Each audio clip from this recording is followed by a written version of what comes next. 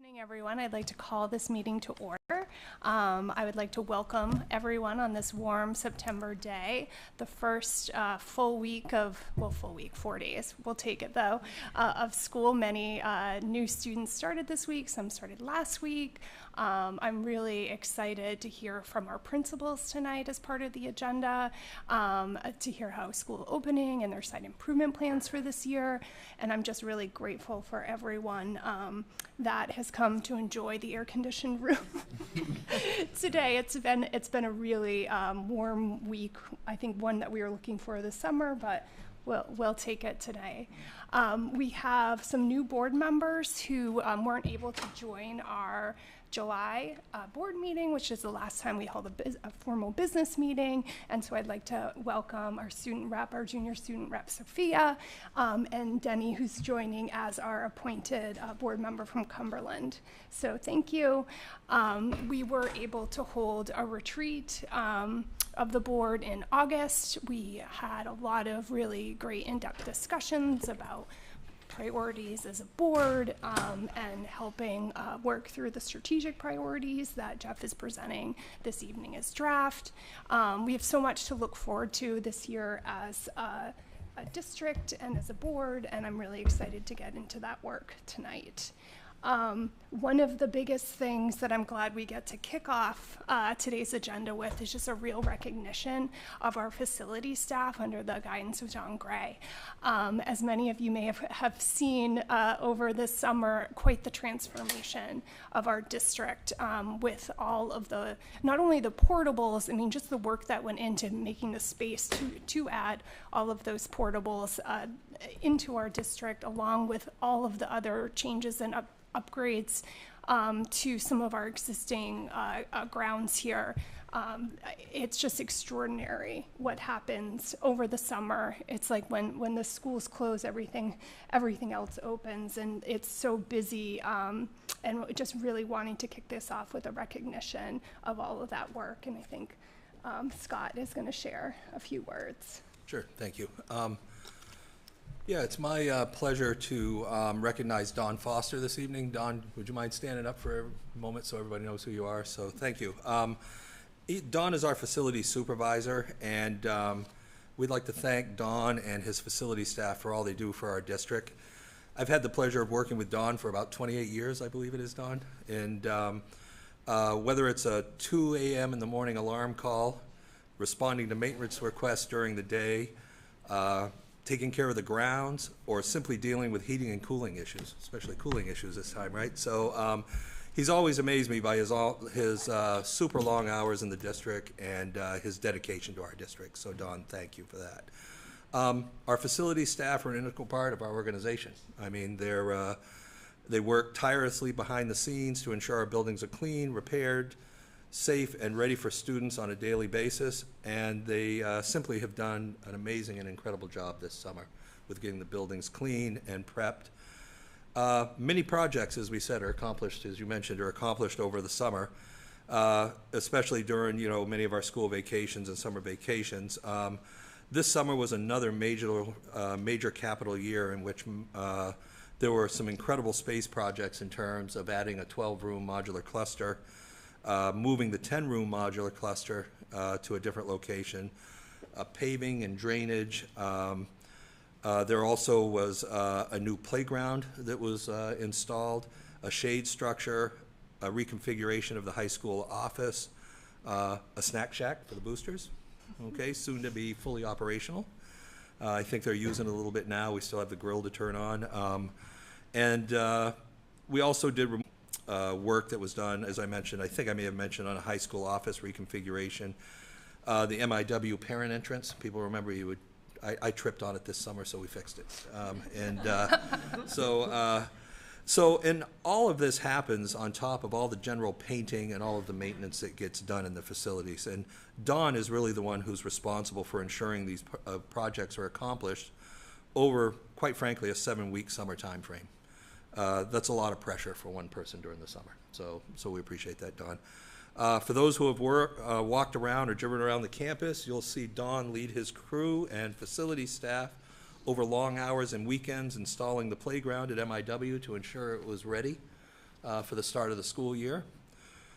In addition to all the facilities oversight, one of the things you may not know is that Don has his bus driver's license. And Don is responsible for establishing our district as a school bus driver training center, one of the very few in the state that can do that. He holds 2 classes a year that offer a free opportunity for individuals to obtain their school bus license, starting with their permit, to cones, to road work, and finally taking them for their bus driver license exam. This has certainly helped us fill bus driver vacancies in our district during certainly a countrywide shortage of bus drivers, and also helps other districts in the area. While many are on summer vacation, Don, you and your staff are here working to ensure facilities are ready for teaching and learning at the start of the school year. I know I speak on behalf of all of us that we truly appreciate your dedication and that of your facilities, Don, your facilities staff. Thank you for all you and your staff do, Don. We appreciate it. Thank you.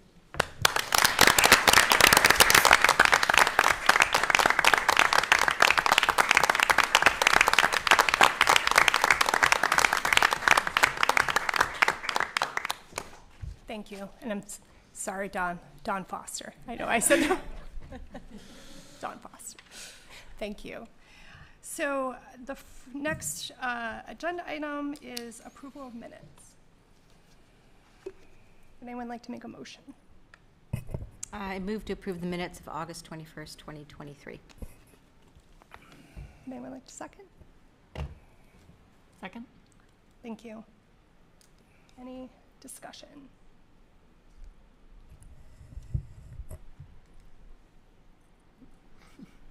Okay, call for a vote. All in favor? Unanimous. Okay, so now we're going to move to public comment. So we are testing out some new technology that people at home will not see because it will be up on the screen here. We're just having a new procedure, and I'll read out the full procedure because this is the first time we've really done it in an official way. And there will be a clock. I think we are inspired by Cumberland Town Council, who has a clock that everyone can see during their town meetings and public comment. So there is a 3-minute clock up on the screen that everyone here can see. Nobody at home watching can see it, but it is there, I promise you. So I am just going to go through the public procedure so the board recognizes the value of public comments on school and educational matters, and to permit fair and orderly expression of public comments at board business meeting while still allowing the board to conduct its business efficiently. The board has established procedures as defined in policy BEDH, and anybody who wants to look this up on our website, it's under the board section. There's a whole policy manual. You may go deep in there. There's a lot of great policies to be reviewed if anyone has some spare time. So the board includes a public comment period, usually not to exceed 30 minutes on the agenda of every regular business meeting. The time limit may be modified at particular meetings at the discretion of the board, so we can go longer at the discretion of the board. The speaker will be recognized by the board chair, and comments should be addressed to the chair. Speakers should use the podium when making their comments and speak into the microphone. And comments are limited to 3 minutes at a meeting, and the clock is available to track the time. And so that is how we are going to make sure we follow this procedure for public comment going forward. Anybody coming up to the mic, please state your name and address before your remarks. And residents and staff members will be given priority. And there's some additional details, but I think that, again, this is all right up on our website. But I would like to invite anybody who would like to speak up to the podium at this time, and we can test out our 3-minute technology.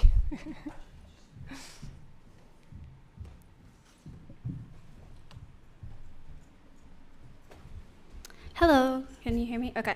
I'm Vi Walsh. I use they, them pronouns. I'm on Main Street, and I am a junior here. I moved freshman year from a small, secluded private school, and I was really confused and appalled, I guess is a better word, to find that the school board wasn't doing enough to keep our students safe.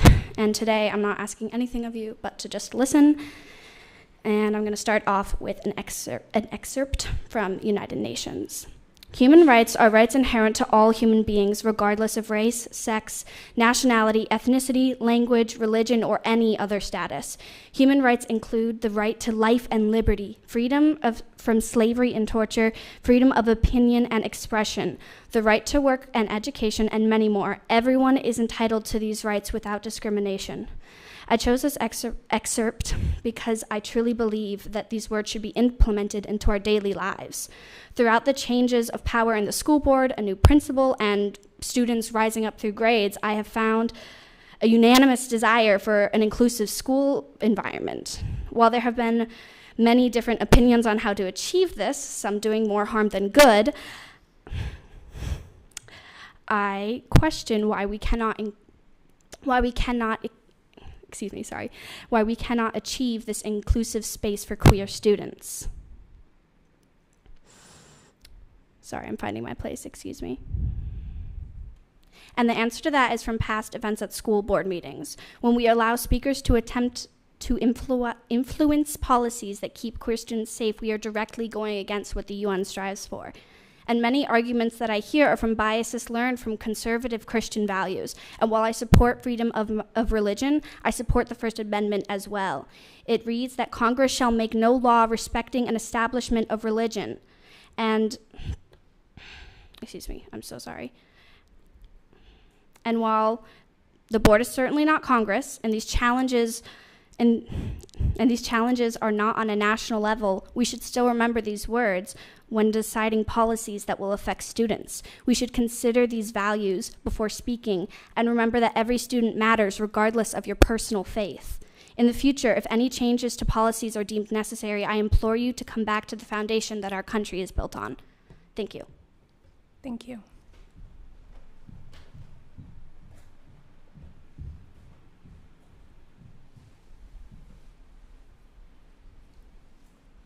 Would anyone else like to make public comment at this time? Great.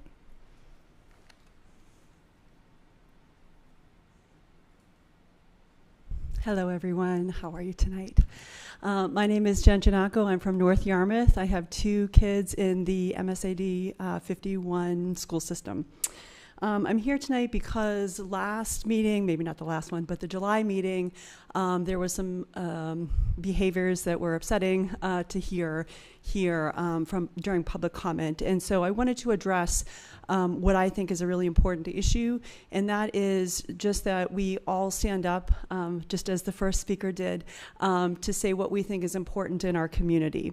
So I'm here tonight to share with you what my middle schooler told me about the Rainbow Alliance after last meeting, when we started to talk a little bit more about what does that mean in the school? What does it do? There was some concern by people last time that perhaps this alliance was in some way influencing students to feel a certain way or be affected by the fact that they exist there, the Rainbow Alliance folks exist there. So when I asked her to explain what she took away from the Rainbow Alliance signage and whatnot, she explained that some people care a lot about their pronouns and others don't. And you can care a lot or not care a lot, and that's fine either way. And that made me think a little bit more about the literature conversation that happened last time. Students can make those choices. They're middle schoolers, they're figuring things out, and it's okay for them to be thinking about people who maybe see the world differently than they do, or feel differently about things, feel stronger about certain things or not as strong about others. So I am here just to say that I support keeping literature that is friendly to trans students in school libraries. And I think I made my time. Thank you, everyone. Thank you.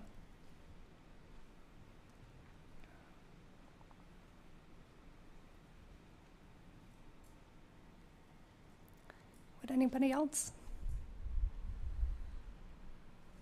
Great, thank you. Hi. Good evening. My name is Emily Kierans. I'm a Cumberland resident, parent, second grade teacher at MIW, and I'm also on the Association Leadership Council this year. I wanted to take a quick moment to share some positive ways our school year has started so far. There are the physical changes in facilities mentioned earlier that are helping to create a warm, inviting environment for staff and students. From the newly painted hallways at GHS to the light-filled and expanded lunchroom at MIW, it's amazing. A huge and heartfelt thank you to our custodial and maintenance crews for all their hard work this summer. When asking colleagues about their start to the school year, it has felt promising. There seems to be an air of anticipation, joy, resilience, and lightheartedness. And as we move forward into the new school year, here's to keeping that momentum going. Thank you.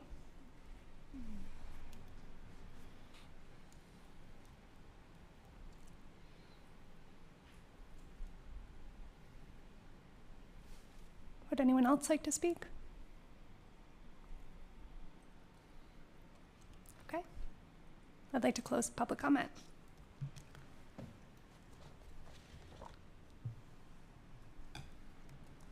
So we're on to presentations. Do you want to kick this off? Sure. Every year, we ask each of our 4 principals to attend this particular meeting and give an update on the beginning of the school year. And I believe Mr. Muncie is going to be kicking it off for the 4 principals, the Mabel I. Wilson School principal. Thank you. If you want to put that timer back up, I would appreciate it. That'd be wonderful. First, I want to start off by introducing my assistant principal, Mallory Orzechowski. If you can stand up and wave to everybody. This is her 2nd year with us, and at Mabel Wilson, we definitely believe in a shared leadership model. So there's lots of things that we do together and we do separately, and she's been a great addition to our both administrative team and our MIW team. So we just wanted to make sure we introduced her and put a face with a name. I want to echo what Scott said earlier. A huge thank you to Don in particular and his staff, but also to Scott and Jeff and the board. The upgrades at MIW are noticeable and they're felt and they're appreciated. And it's, we still have half of our school in the parking lot, but they're in very great learning environments, and the playground is amazing. And I actually just had a parent stop me on the way in and said, the first thing my 3rd grader said when they got home was how amazing the NPR is. There's windows, Mom, there's windows. And so it doesn't seem like a lot, but it's huge. And it really does, as Emily mentioned, make a huge difference for both our students and our staff. So just thank you to everybody. You're probably grateful to not have me calling you 15 times a day anymore. Like, tell me about this, but thank you. And also I do want to take a quick second and thank our staff, especially our 2nd and 3rd grade teachers who really didn't get into their classrooms until just a handful of days before the school year started, which is very stressful. Elementary teachers in particular are typically there all summer getting ready, doing a little bit here and a little bit there. And, they were extremely patient and understanding, and I think they were feeling stressed, but they handled it very well. So a huge thank you to them as well for hanging in there as we navigated an interesting start of the school year. Talking about our first 3 PD days, given the fact that our school didn't really reopen until just before those 3 PD days, most of the time was honestly dedicated to just letting staff unpack their rooms, get ready for students on day 1. We did have a pancake breakfast, and we had a whole staff meeting, which we rolled out some of our initiatives for the year and some things that we want to work on. But we really did give staff the time to work in their rooms and get ready for students on day 1. And I would echo that just the vibe in the building is very positive. People are eager, they're excited, our kids are happy. So we were very excited about that. Our school improvement plan, we have 2 main goals that we are focusing on. The first one is around social emotional learning. The actual goal is that students and staff will feel a sense of connectedness and will feel supported in their social emotional development. We have a 3-year MIW plan, which is really an internal document, and there are countless things that we're working on over the next 3 years. But picking out 2 sort of big areas that are public facing goals, this is one of them. And we heard a lot of feedback. We received feedback from staff last year in terms of culture and climate and really wanting to work on that as a building. And so we wanted to prioritize that as one of our main goals. And so not just students will feel connected, but our staff will feel connected as well.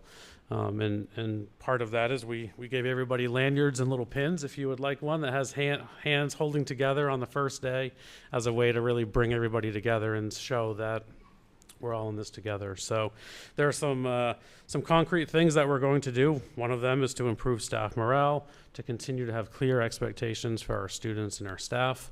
With our new playground and new layout, there's been a lot of redoing, just fire drills and just all of the sort of minutia of a day. Where do kids come in for recess? Where do they not come in? And again, a huge thank you to Mallory, who spent a lot of time this summer on really making sure that our staff handbook has every single thing in it. So it was fantastic. The second goal is around teaching and learning. It is that students will exhibit academic growth towards appropriate learning goals and will have the support they need through differentiated learning opportunities. This is an ongoing forever thing. We're a school. We're here to teach kids a variety of topics and standards. And one of the ways that we will be doing that is thanks to the board support and through the budget process. We have almost 50 staff who are taking a letters course, which is based on the science of reading, which we talked about last year. And it really is the primary professional development goal for our staff for the year. And I'm taking along with Mallory and along with our pre-K, and then sort of we're all in this together, learning together. And it's going to help give us a lot of new tools and assessments and ways to really make sure that we are reaching all of our students, which we're excited about. We continue to talk about assessments and making sure that our assessments are aligned to standards. We have a district program called Link It that currently warehouses a bunch of assessments, but you can do a lot more with it. And so we're planning on utilizing that to make sure that no students falling through the gaps, and we are really targeting exactly what the holes are in our students' learning. And as I said earlier, so we do have a 3-year plan, and there were almost 300 bullet points on it of things that staff identified, staff created, and we whittled it down and teased it down into starting at year 3 and planning backwards. And so this is just a very small snippet of what we plan on working on throughout the year, but very important. And those are the 2 goal areas with just a few bullet points underneath it. And I will not take any questions. No questions.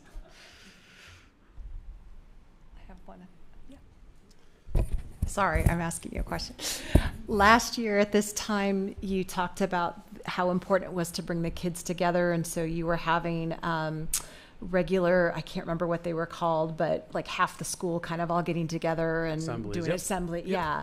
Is that still going to be happening this year? Is the enlarged cafeteria going to help with that, or how do you see that working out? So it's definitely going to still happen. Mallory and I actually were talking recently with Jeff about, do we think we could fit everybody in the NPR now that it's one big space? And we're not sure, so we might try it and see how it goes. I think we would love it, but from a behavior perspective too. So I think we're going to try a couple different things and see what works. But we are committed to having a monthly assembly where at least half of our school come together and we sort of build that sense of community that way too. It was very positive last year. So I'm a little biased because I've got 2 kids at Maple Wilson. And I love the plans. I'll try not to temperature check with them every day and just be like, do you feel together? What's your level of togetherness right now? I have a question about the second goal that you have. So show growth by reaching student goals. Is that I know MAP has growth targets they're supposed to hit, that each kid is supposed to hit throughout the year. Is that what we're talking about? Or any growth is it on MAP? Is it on the assessments? Is it in something else? Yeah, so we use iReady for most of our goal setting in terms of students who are on RTI plans. We don't necessarily, we're still understanding how the MAP system correlates to the standards, and we're in only a small subset of our grades take the NWEA. We don't give it to anybody except for 3rd graders. So we use iReady mainly to set our goals, especially on RTI plans. And then, of course, we have the standards and the grade level expectations and the report card. And so our hope is that from fall to spring, our students will continue to demonstrate growth, which I think Jeff shared some iReady data last year. And so we just always want to do better. We always want to make sure that we sort of break data into the 4 quadrants. So kids who are high achieving but maybe are not growing as much as we want to make sure we're focusing on them just as much as the students who might need something extra. Okay, thanks. So I have a question. The playground, I know you've been working hard on it. Is it open? Is it ready yet? And what are we supposed to call it because I don't want to get that wrong. So it is open, but it is not done. Okay. So when I went around to the classrooms, I told the kids that it's like every month there might be something more exciting added to it. I think Don and the facilities crew are going to start this weekend on another structure that we have. You can see it's fenced off, so it's safe and our kids can't access it. But so it's open, but not done. And then in terms of name, we're not sure yet. So there's a policy, as Jeff pointed out nicely, that we have to wait a certain period of time before, I think it's a year. Is that right, Jeff? 1 year. A year before we can actually name it. So I'm sure some nickname might catch on prior to, but so that's a board policy if you want to work on that. So no name yet. Who's on the policy committee?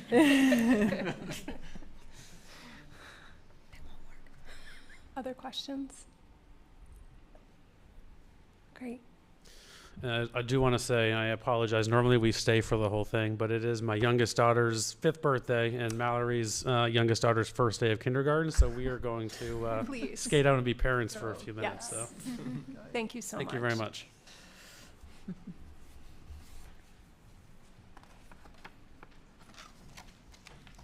I thought about following them, but I'm Carol MacArthur, the 4th and 5th grade principal at Greeley Middle School. My remarks will be shorter than Corey's, I can promise that. By all accounts, we've had a really smooth start to the school year in grades 4-5. We had an assembly the first week of school, those 2 days, where we reviewed school-wide routines and behavior expectations and the importance of daily attendance. We had another assembly yesterday where, in partnership with Officer Owen, we introduced school safety drills in preparation for our first fire drill tomorrow. I read a leadership article this summer that focused on the things that administrators can do to honor teacher needs. One of the tenets from the article that I really kept in the forefront of my mind going into this school year was focus on subtraction. And that is to say, you know, what is it that we can do as leaders to consolidate and eliminate elements that free up teachers' time and energy to focus on their daily work with students in the classroom? So as we created our school improvement plan and our subsequent professional learning, we worked to develop really targeted goals and make subtractive changes whenever possible. Our first school improvement goal, very similar to the Mabel I. Wilson schools, is emotional and well-being. We know that students' academic performance is improved when they feel safe, valued, and have a sense of belonging in the classroom and in the school community. So we will continue to utilize our daily community meeting time to support and grow our restorative practices approach, and also to close the gap between our knowledge and practice when it comes to teaching the skills of social emotional learning. Given that student behavior, particularly in large group unstructured settings, continues to need improvement, our staff are working toward consistent ways to teach, model, and reinforce specific desired behaviors. Our second school improvement goal is academic improvement. We're prioritizing collaborative planning for staff with an emphasis on delivering high-quality, research-based instruction. Relative to this, we'll be piloting new literacy materials throughout this year that are more in line with current research and the instruction that is taking place in our pre-K through grade 3 classrooms. Corey referenced the science of reading. We are going to spend time analyzing formative and summative assessment data at the Tier 1 level for differentiated instruction. And then we're going to be incorporating consistent progress monitoring procedures to evaluate student learning at Tier 2. Our professional learning will be narrowly focused, again, that idea of focus on subtraction, narrowly focused on these action steps with the goal of improving student achievement on classroom and standardized assessment measures.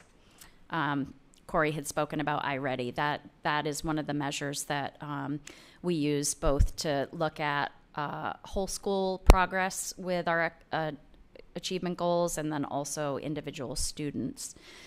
We're looking forward to a great school year that remains focused on students' social, emotional, behavioral, and academic growth and development. And I'm very excited to be leading this meaningful work with my very talented and dedicated staff. So thank you for the opportunity to share. Thank you so much. I just have a quick question, and to point out that we were shared this educational jargon cheat sheet that was very helpful for all of us. One of the things that isn't on here that I'm hoping you take a moment, Tier 1 and Tier 2. Can you just Sure. Yes. explain? So that is part of response to intervention, RTI. I'm sure that's on there. And Tier 1 is a whole core instruction for all students. It's what every student would receive in the classroom. So as it relates to our school improvement plan, we're looking at the formative and summative assessment data that we gather at that core instructional level in order to differentiate how we are getting kids to those learning targets. Tier 2 is where students need some more targeted support to meet their learning targets. And so for us, we're really looking at the how we progress monitor and looking at our procedures for how we progress monitor to evaluate how students are learning. So we're really kind of hitting a fine point on how we gather that information. And then I didn't mention, but it is part of RTI, Tier 3 is those students who really do need some more individualized and intensive support. And that is typically provided by someone in more of a specialist role who has maybe some specialized training in particular program or approaches. So it's a higher level of support. Thank you. Mm-hmm. Questions?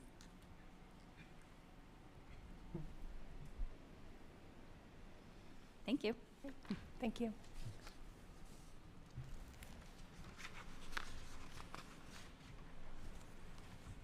Hi, everyone. For those of you who don't know me, my name's Mari Trevilcock. I'm the 6-8 principal at Greeley Middle School. I'd like to introduce Jason LaRiviere. He is our assistant principal. Stand up. Give a wave. He's our assistant principal, and he co-leads all things middle school. So at GMS 6-8, we're off to a busy start. We've been using these first days of school to set norms for expected behaviors in and out of the classroom, establish routines, and start easing into academics. Students have been positive about returning to school and are settling in quickly. I've been impressed with how quickly they're turning things around. So this year we're extending our 2 goals from last year with some targeted tweaks to keep forward progress. Our first goal is focused on curriculum, encompassing the academic side of the street. This year we're focused, Carol queued things up beautifully for me by explaining the tiers. So this year we're focused on continuing to develop our Tier 2 supports for students during our Mastery intervention block. In Mastery, students whose data suggests needs in literacy or math receive direct instruction from their ELA and math teachers. Much of our professional learning time is earmarked for these teachers to engage in data analysis, iReady data, and also classroom level data, to identify students for support, design meaningful instruction for Tier 2, and monitor student progress. The rest of our teachers use this PD time to align instruction on transferable skills for students who don't need literacy or math interventions during Mastery. Not everybody needs that level of support. Transferable skills transcend specific content areas. So for example, teachers might plan Mastery instruction on how to engage an audience using an upcoming science project as the vehicle for approaching presentation skills. So that's just one example of something that might happen in Mastery that could then be applied across settings and actually across life. So another focus of this curriculum goal is the implementation of our new math curriculum, HMH. Last year, our teachers spent the year piloting and evaluating various curriculum resources to better align with the math standards and also provide richer resources for differentiated instruction. So after digging deep all year last year, we settled on HMH as the best resource to meet those needs. It takes time to learn the ins and outs of a curriculum resource, so much of our professional learning time this year for math teachers will be focused on curriculum implementation. Our second goal, promoting a healthy community of learners, continues our focus on attending to students' sense of belonging at Greeley Middle School.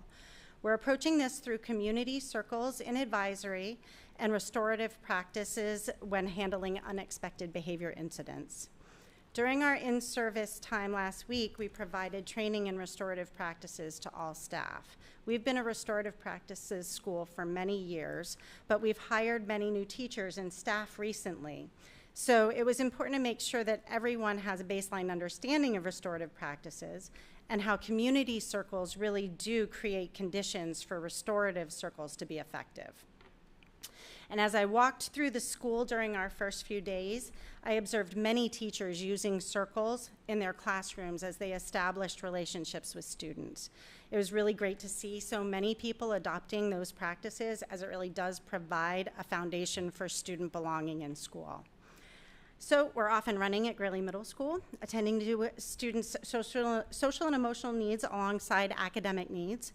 And our professional learning time is tightly focused around these goals to move forward in both areas. Questions for me? So as Mari and I have been on the equity committee, and restorative practices is such an important concept. I want to make sure everybody understands what it is. Might you be willing to give sort of a hypothetical example of how it would work practically? Sure. Thank you. So I think to really understand restorative practices, we set the foundation with community circles. And so what that looks like is in our advisories, we have students and we literally sit in a circle without any desks or anything between us. And we have a talking piece, and each person has an opportunity to speak to a prompt. And that prompt might be, what did you do over the weekend? Or it might be an ethical dilemma that might be presented to students. You know, if you could cheat and not get caught, would you do it? Right? And there's an opportunity to kind of dig into some deeper ideas later on. That sets a foundation for restorative circles, so that when a student or students have engaged in unexpected behaviors that are not preferred, they might have a restorative circle opportunity, and the goal there is to correct a harm that might have been done. So it's really about helping individuals understand from another person's point of view in the circle, this is what you did and how it made me feel. And then the person who did whatever the thing is has an opportunity to own that and think about, what do I need to do differently to make things right? So it's really truly a restorative approach rather than a punitive approach to student behavior. Thank you. So I have a couple of questions. One, I love that transfer of learning is one of your goals this year. I think it is my favorite thing in all of education. So I can get geeked out on that. Maybe we could have that as a curriculum committee topic, if you're open to that. Sure, I'd be happy to come and talk cool. about it. It's my jam. All right, mine too. My other question is about curriculum. With the new math curriculum, I know it's really early on, but have there been any unanticipated challenges with the integration of the new curriculum? It is really early. Some of the math teachers had time over the summer to start planning early curriculum implementation. Allison Hinckley, our math coach, is fantastic in terms of setting a course for implementation, and the teachers are working collaboratively to plan and implement. They have a lot of learning to be getting on with, because the resources are all brand new to them, and many of them are available electronically, which is new for them. So I think the only hurdle that I really anticipate is just having the time to really dig into those resources and make meaning of them. But our teachers are really skilled, and I have faith that they're going to do right by kids along the way. But implementation takes time.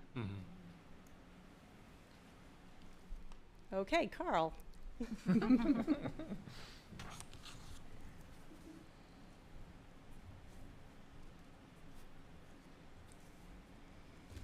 Hi, everybody. My name's Carl Francis. I am in my second year at Greeley High School as principal, and that feels really good to me. I'm very happy to be here. I wanted to start out by introducing Don Gray and Jackie Hayes. If you could stand up, please. So what can I say about these two besides stand right up, Mr. Gray? Always trying to get in around the corner there. You need to be recognized. They're exceptional leaders, right? They are exceptional. And our communities, North Yarmouth and Cumberland should be extremely excited to have them and so fortunate to have them working with our students every day. They're on the ground, they're working hard, they're leading committees, they're supporting kids, they're supporting teachers, they're working with families on tough situations. We are real lucky to have them, and I couldn't survive without them. So thank you so much for all that you do. I want to do a shout out as well to Mr. Foster and his hard work to take care of us. You always do, and I appreciate that. Mr. Poulin, thank you for making it happen on the tough decisions. The custodians and facility crew have been working relentlessly, as we've heard, and we are, we feel better as a result of it. Aesthetically pleasing, feels good entering the school. It has what we need to thrive every day. Thank you so much. All right, school opening. It's been fun. It's been a positive energy. I'll let Sophia and Tommy weigh in on that down the road, but it feels good. It feels optimistic, positive, energized. It feels like it's a real good year ahead of us, and we're feeling good about that. Started with the front office renovation, right? It's beautiful. It's a great use of space. It's safety in mind, right? So they can see it's safe environment. There's privacy that we've established in that environment for personal information. So a lot of great things are happening with that decision. A fresh coat of paint, some murals in the walls, those little things that make a difference was wonderful. Digital signage, as you come through the school, you'll see 2 new digital signs in the hallways, really advertising the cool, interesting things in our building. Athletic fields, concessions, bathrooms outside, freezer in our food service wing. Professional learning. Professional learning was really positive. It was focused on the things that we really needed. I'll highlight some of those in some of the planning that we have in our goals for the year. But teachers felt good about it too. They talked about a nice balance between having the time that they needed to get ready and also the learning that they needed to, and the resources that they needed to prepare for the year. So it felt great all the way around. Freshman orientation. It was the first year we held a day dedicated to our freshman students. How cool is that? Thank you for your support. It worked really, really well. Hats off to Jackie Hayes for that effort and the senior mentors that came to support our 9th grade students. New schedule, I guess you might have heard about that. New schedule, we're working through that. It's it's an advisory focused, couple days a week extended, and also extended classroom time, block time.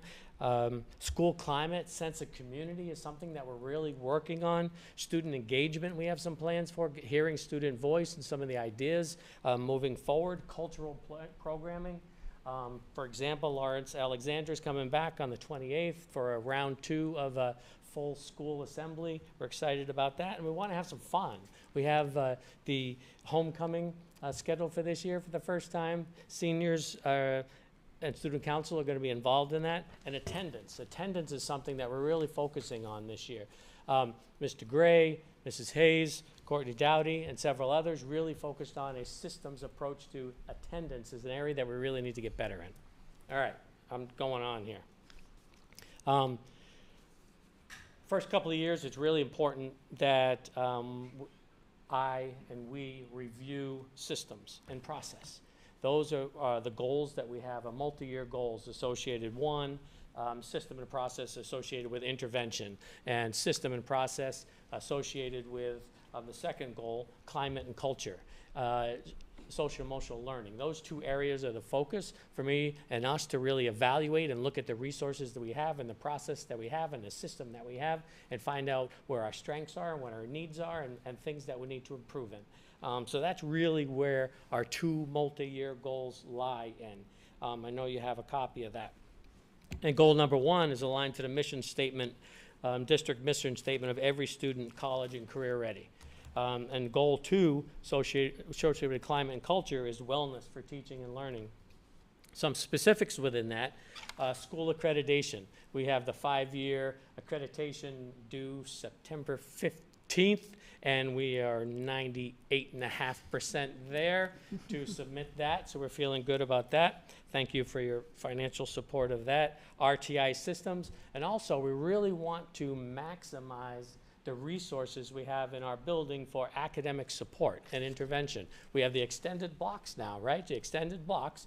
So what are we going to do with that time? How are we going to ensure that our kids, our teachers are maximizing that, our students are maximizing that, and they have access to and maximizing the other resources they have in the building? That's one of our main focuses for the year. I can go on and on and on. I'll stop there. Lots of great things to share. Love to field any questions that you have.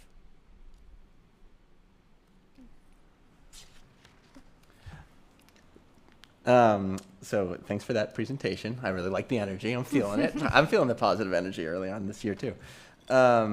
So in the June meeting, I think we looked over at the survey results, and there was something that we highlighted was student like the way that students felt engaged in their own learning. And I know you just touched upon hearing student voices. I wonder if you could just give us a little bit more details in terms of like hearing student voice, what your plan is to involve them in their own learning at that point, if that's the same thing, if that's what what you're targeting. Comes in a lot of, you can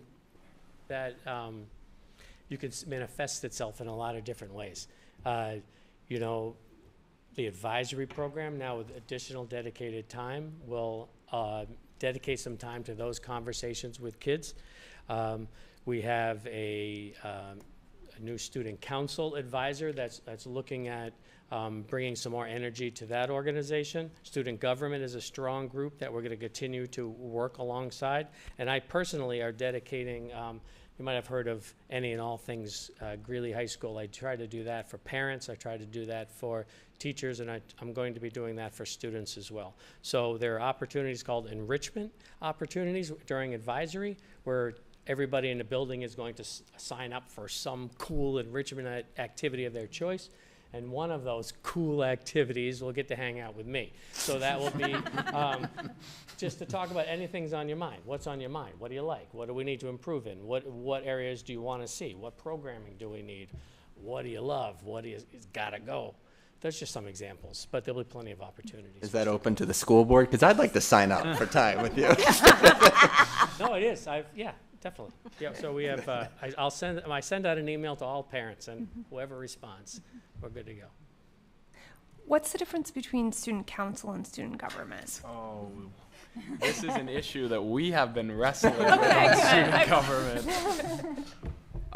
Well, student government student council is more focused on planning kind of like events around the school, like Spirit Week and Homecoming are like events that student council is very much focusing on, and student government is much more focused on kind of like the policies that govern and the policies that govern the students and how the students are like their views and how they feel about what's going on in the school, and try to bring the student voice to the administration.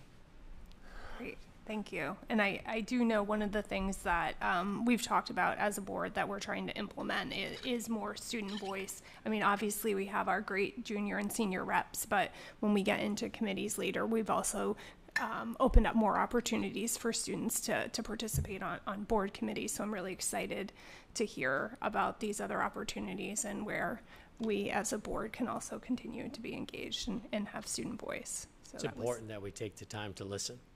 Yeah, because there's usually some a lot pretty of smart value in it. kids. There's some pretty smart kids. Anyone? So I have a couple of questions. One, I'm interested in the focus on attendance. What prompted that? This has been on my mind. There was an article in the New York Times last week about this, that last year attendance nationally just dropped. And it gave a few hypotheses for that. And to me, but it didn't mention the one that I thought was the obvious one, is that we've been wearing masks for 2 years and people just got sick. So yeah, what prompted this? And then is there an opportunity to maybe integrate this focus with some of the district's broader emphasis on wellness? That if we're healthier, we can be here, we can learn better. I know that's a challenge for our middle schoolers and high schoolers, that they may not prioritize sleep or their diets. So could you talk about that a little bit more? Yeah, I can. It really came from the teachers. The teachers, it came across loud and clear that this is something that they're concerned with and something that they want us to focus on. That was the heart of it, was from association in our building and from teachers saying that we need to do a better job and we need some help to do that. That's where it came from. And Don and Jackie really took the heart of the summer, to dig in and look at surrounding areas and plans and dig into a thorough systems plan. When I look at it, I really think it was a system plan. I look at systems and building systems, and it's really about how are we monitoring it? What are the expectations we're communicating? Are we doing that in a consistent way? How are we documenting that? How are we communicating that out to families? How are we following up on that? What reports, easy report keeping can we do to track and monitor that? So just those steps, and who are the people dedicated to assigning dedicated people to do the work? All of those things we did. And we have that in place for this school year, and we're trying it out. And I'm feeling optimistic about that. We were 5 or 6% higher lower in attendance rates last year than we have been in the past. And that means something, right? Mm-hmm. So we had to take a look at it, and we owe it to our kids to do that. And that hard work was put in this summer by administrative leaders, and our teachers are going to follow through with that this year. So we sent that message loud and clear to kids. As far as the wellness piece of it, I'm sure it impacts it. And I wish I had a good answer for you. I would probably lean to my colleague Carol to help me answer that at some point. So my other question, if I'm remembering correctly, the spring was a long, long time ago at this point, it feels like. There were changes to the daily and weekly schedules. Mm-hmm. How have those been received by students and staff? I really haven't spoken to any students about it yet. We have a couple here that have had 2 days, 2 days into it. I'm assuming they're trying to figure it out, and it's only been a couple days into it, and it's a little confusing, but I'll let them answer that question.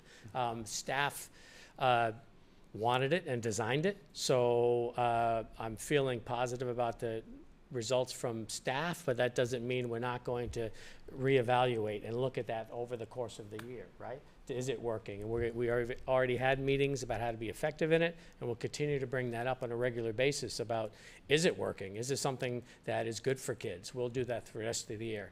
I don't know if you two, your first glimpse at 2 days. Sophia, what did you think? Today we had the past couple days of school, we haven't really had our long periods of advisory yet. It's kind of just been the extended classes. But today was our first day having basically a half-hour period of advisory. And I feel like, at least, and I think I know a lot of other people do, have the extended advisory time really helped us get to a lot more deeper stuff than we've ever really gotten to, because the previous 20 minutes of advisory time is like 5 minutes. You get there and then you talk for 10 minutes and then it's kind of over. But I think the half hour has made a big difference. I think it's going to take some getting used to because it's kind of a different schedule every day. But overall, I think it's been good. Thank you. I agree. I think that a lot of students were pretty hesitant when hearing that advisory would, 2 days of advisory would be taken away from them. But I really think that as I've learned more about it and as my fellow students, it really seems like it's the best of both worlds, where we have additional time for instruction that makes classes feel more meaningful and more kind of, since you're only getting a class once every 2 days, you get that additional time of instruction and you get advisory, which feels much more meaningful given that you'll have almost double the time to do, as Mr. Francis said, the activities and the enrichment.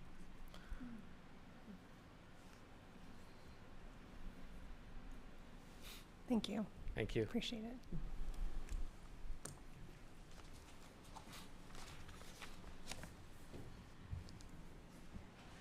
All right.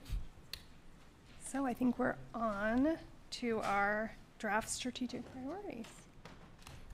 Yes, and I would just like to thank the leadership team, and I'm going to say, why don't you go home, because they have to come back and do this all over again very shortly. Thank you. So Thank you so much.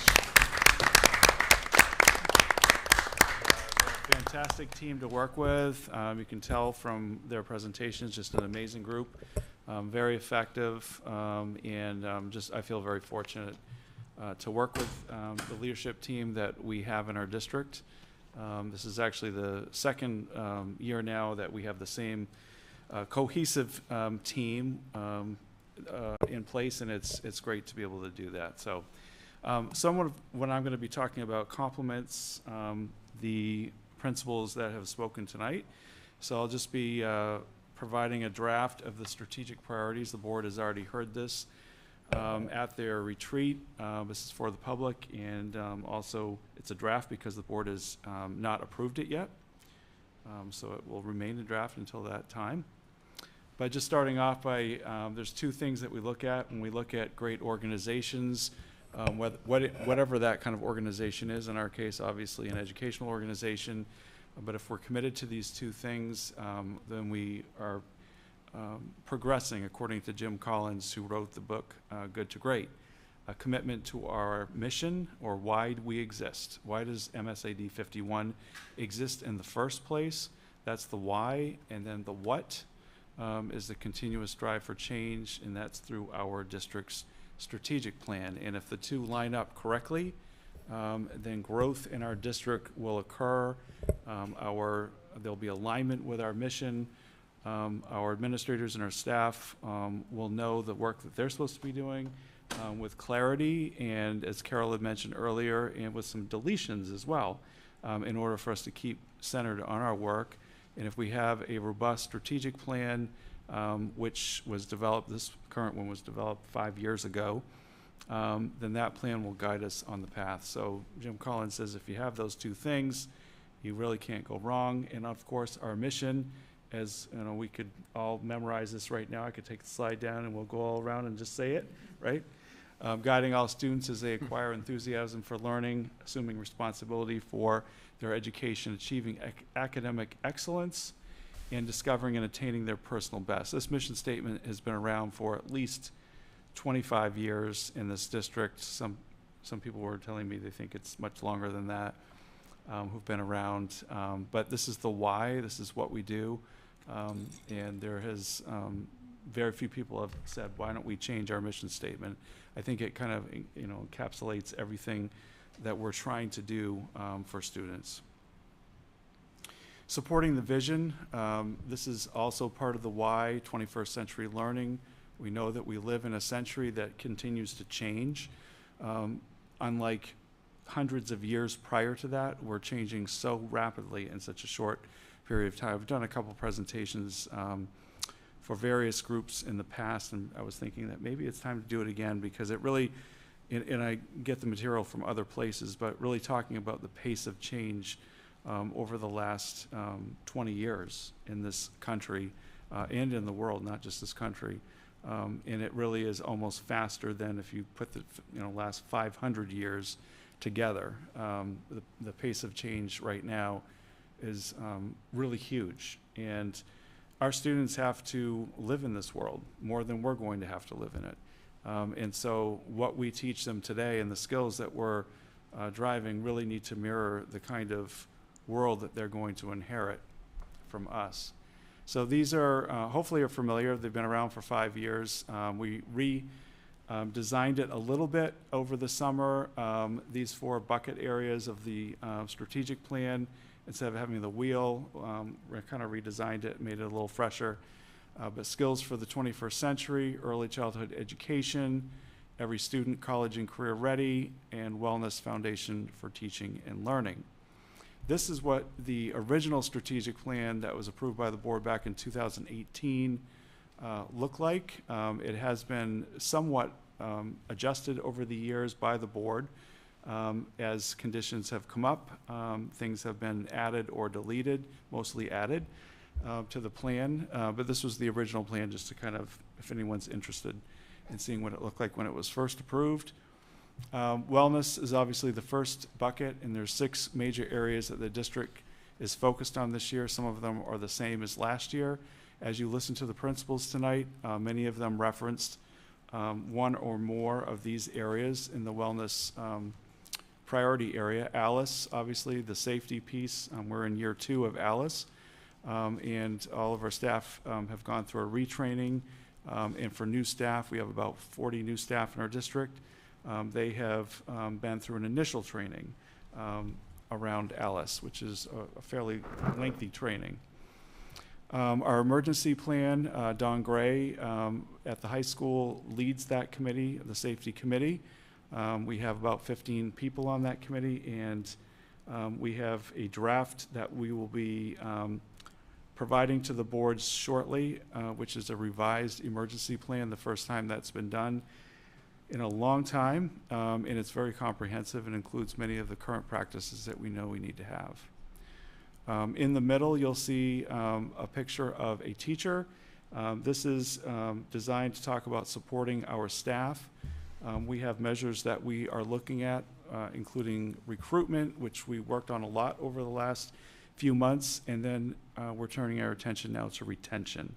How do we retain our staff? We have wonderful staff. We want to retain them in our district, and how do we do that? We have things that we've already started and things that we'll be working on throughout the year. The Sandy Hook Promise is something that we have gotten approved by the Sandy Hook Foundation to start at the beginning of the new year in January. And Sandy Hook will be providing all the resources to us, to our district. We'll be joining the Sandy Hook Promise in having an anonymous app that people can give us information about student safety, school safety, that we might not be able to get otherwise. And there's a whole system that Sandy Hook has been using, probably for about a decade now, that they have in schools. So we're very fortunate to be part of this. It is free to our district. The next one is around, the next 2 are around wellness, really directly tied to the wellness plan in our district. There's 2 areas prior to the, I won't say it, pandemic, that we had not finished. One of them was homework and the other one was nutrition. So those are 2 areas the Wellness Committee is working very hard on. We have a homework policy that was approved back in 2020, but we did not implement that homework policy because of events that happened after that, that waylaid us for a couple of years. So we'll be doing that. And then the last one is focusing on nutrition. Both the food service director and assistant director have joined the Wellness Committee and will be helping with that along with other stakeholders that are on the committee and looking at nutrition as an area for improvement in our district. Early childhood education is really focused really solely around the short-term facilities plan, Those are photos, obviously, of the progress that was made on the new modular units, new playground, et cetera, at Mabel I. Wilson School that you've heard about, but also what is the long-term plan for the district in meeting our enrollment challenges. And that's the whole focus. The other pieces would be the revolving renovation funds, which we'll be putting into practice next summer at both Mabel I. Wilson School and at the high school. Those are funds that we've been awarded that we have 0% interest or low interest in repaying. So those are projects that we're excited about. I'm not going to spend a lot of time on the third one, College and Career Ready, because you heard from the principals tonight about their site improvement plans, and these plans are linked onto the website. This will be made available on our website, our district website. It will also be in the newsletter, and anyone can freely go and access these links. The principals talked about some of the highlights. At our next board meeting, you'll be hearing from our district office administrators. Scott Poulin, Julie Olson, and Susie Robbins will be here to talk about their site improvement plans as well. And then finally, 21st Century Learning. We have started a committee called the Profile of a Learner Committee, and that's part of our strategic plan. Lawrence Alexander is our consultant on that committee. So we're excited that that is started. And then the equity plan, which currently is a draft before the board and was presented last spring, we're still soliciting feedback from the public, which is out there. And if you want to continue giving feedback, I believe, Tim, it's through the rest of this month, if I remember correctly. That's correct, yeah. And really focusing the profile of a learner, going back to that, as well as the equity plan around Maine's guiding principles, which really drive a lot of the work around this area. So deliverables, obviously tonight you heard from the principals. Voting on the strategic priorities is an action item this evening, and the next meeting, the district administrators will be presenting their SIPs.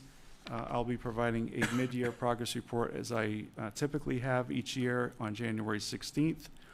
And on June 3rd, I'll provide the board with a year-end progress report. And this is kind of, I like this stuff, but if there's a little link, and when we put this out on the clipboard, the link will go to a little more detail on some of the things that I just talked about, looking at those 4 priority areas, and providing a little more detail and context for those, so you can dig in and look at links if you would like to do that. And finally, I think there's a finally. Here we are. Finally, leading the way does not happen by chance. And so I know some people really enjoy mathematics, so I thought I'd do an algebraic equation here. Actually, Kim, I found out that you enjoy proofs. We could make this into a proof. Leading the way does not happen by chance. Obviously, leading the way is one of our mottos here in MSAD 51. If we know our why and we know our what, which is the strategic plan, we can't go wrong but lead the way. So there you go. That's the draft strategic priorities, and obviously a fly is enjoying me as I'm presenting this. It moved on from Kim. It kind of skipped over me. Kim, and it's now moved on to me. So, and I'm happy to answer any questions from the board, and I know that this is a vote tonight as well. It's over to me.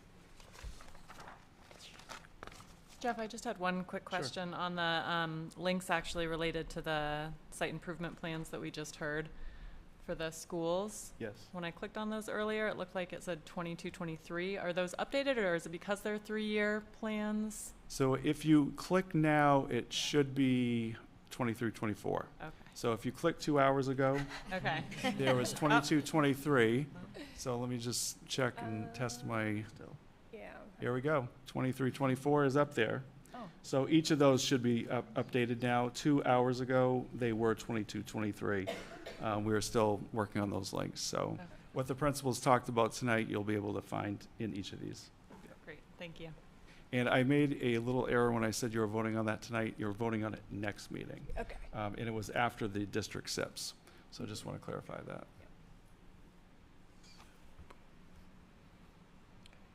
Other questions? Maybe it's his version and not the one that's in the folder. So this is probably the third time the board's heard this, so. Gets better every They've already time. they've already dug into this a little bit. One of the things, and we did talk about this at the retreat, was I really appreciated this captured a number of the things that had come up last year around wellness goals, nutrition, to be able to see them on the strategic priorities. And then we talked a lot about making sure that there's a column on there about responsibility and understanding where, which committee from a board perspective has the responsibility over the different strategic priorities, and that within those committees it will also be getting updates and helping to track and inform the direction of those strategic priorities. So one of the things that we really, I don't know, say struggle with, but as we are also developing board goals, trying to balance what was a district strategic priority versus a board goal. And we, at the next meeting, will also be presenting our board goals and voting on those as well. We vote on those as well. So those, it's trying to balance, what's on the strategic priorities, which committees are the board have oversight over related to the strategic priorities, and then also having separate board goals. And so those were some of the conversations we were having at the retreat, but those are also still in draft.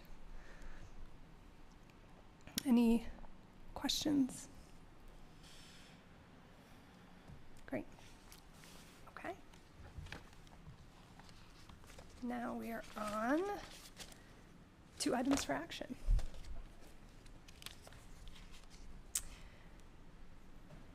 So the first item for action, I think we call for a motion and then we discuss it. Yep.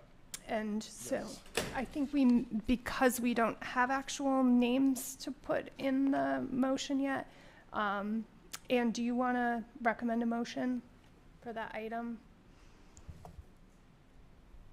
You mean and put my name in there? Well, I guess that's the question. Because we haven't talked about it.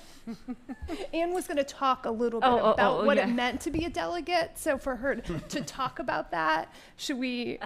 I think I would just advise that Ian talk about it first so that people know what they might be appointed for. You could just put any name you want. Okay, so And this sounds like a setup. Don't do it.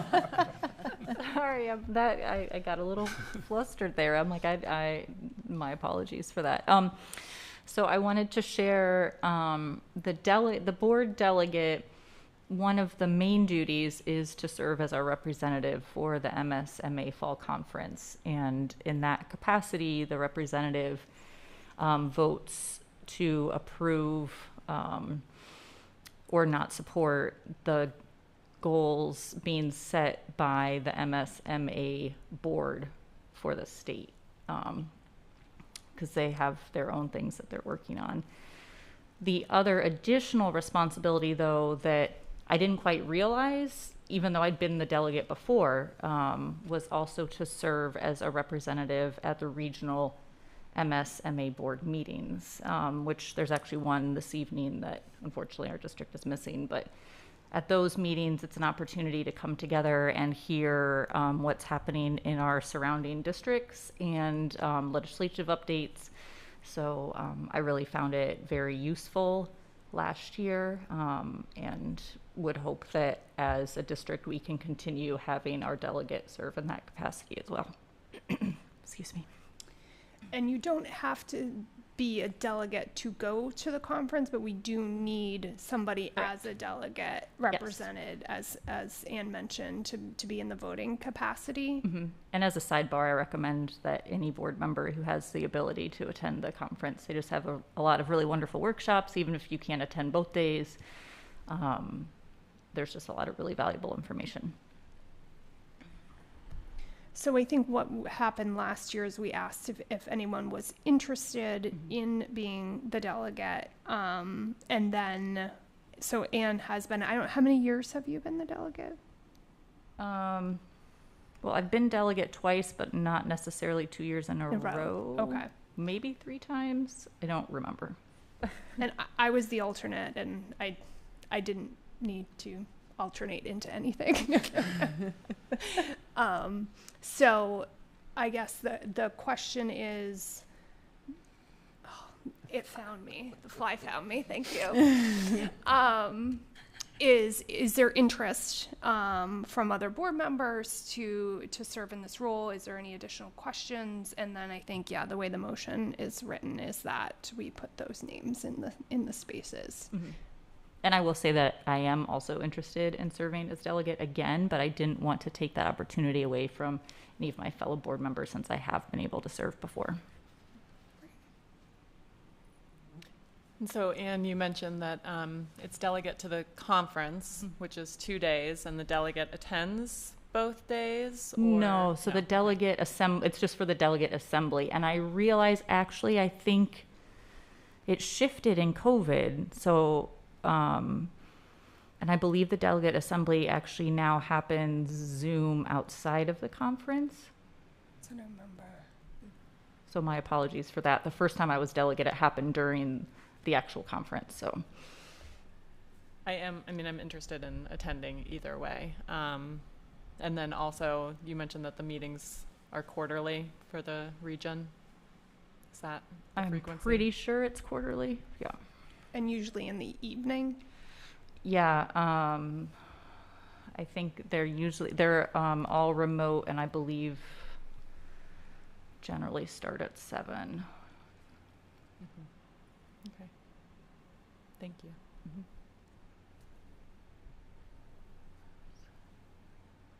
Okay. Any other interest? Okay.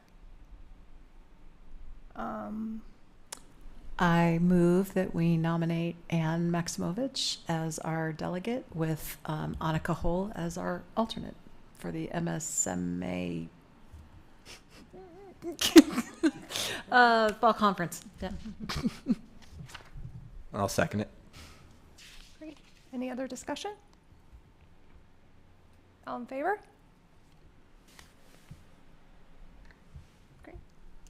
Thank you. And thanks for serving in that role, Anne, and stepping up, Annika.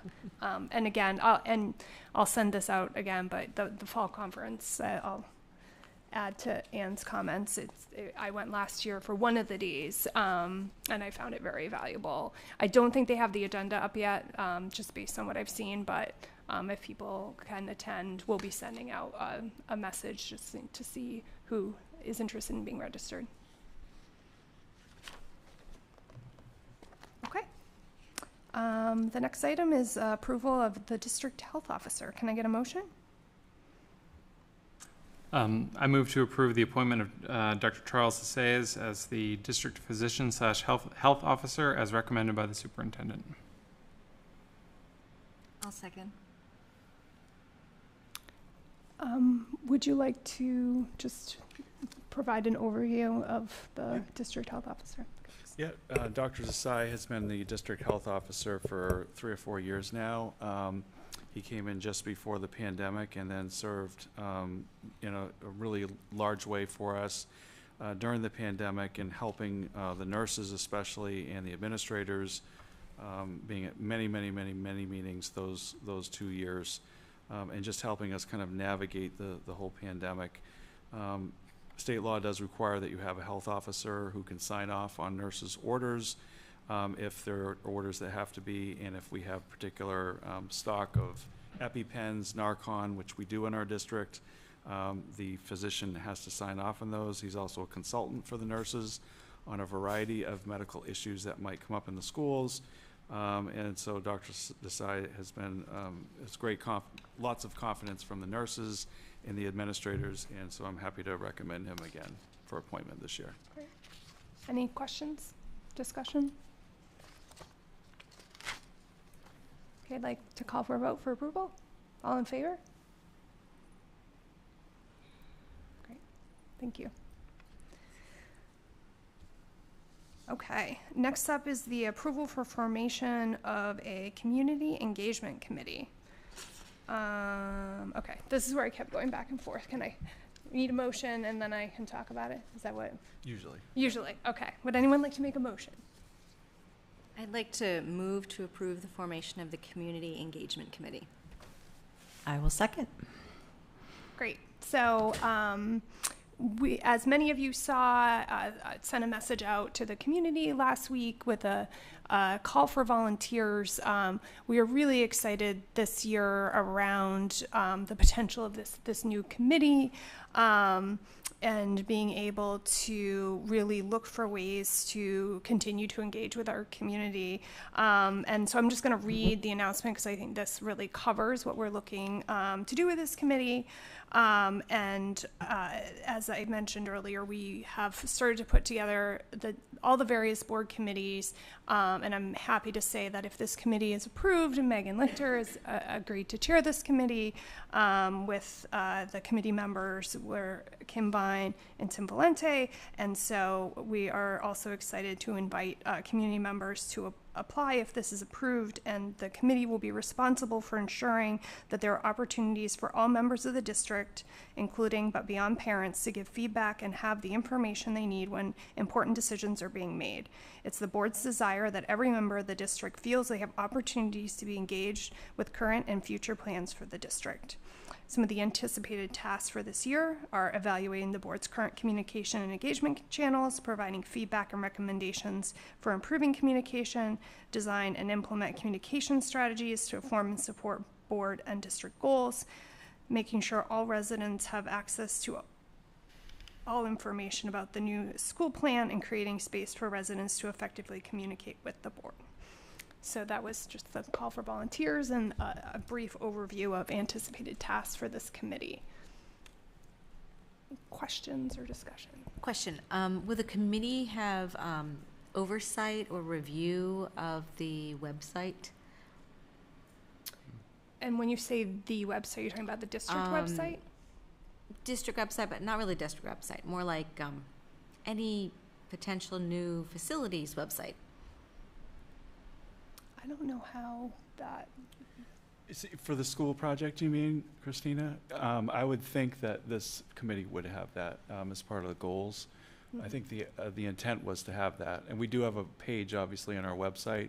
There's been a lot of discussion and interest in enhancing that page or reformatting it. Exactly, so they'll look at that in particular. I would think this group, I don't want to speak for Leanne, but I would think, or Megan, but I would think this group would have a lot to do with that. Mm-hmm.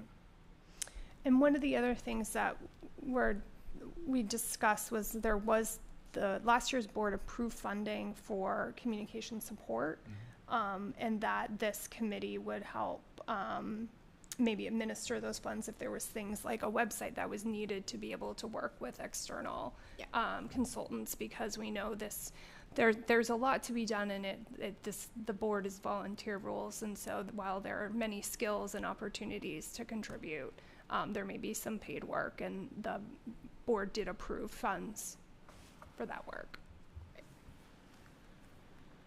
So in terms of the kind of defined charge of the committee, is that something that usually, I know, you shared what went out in the announcement to the community.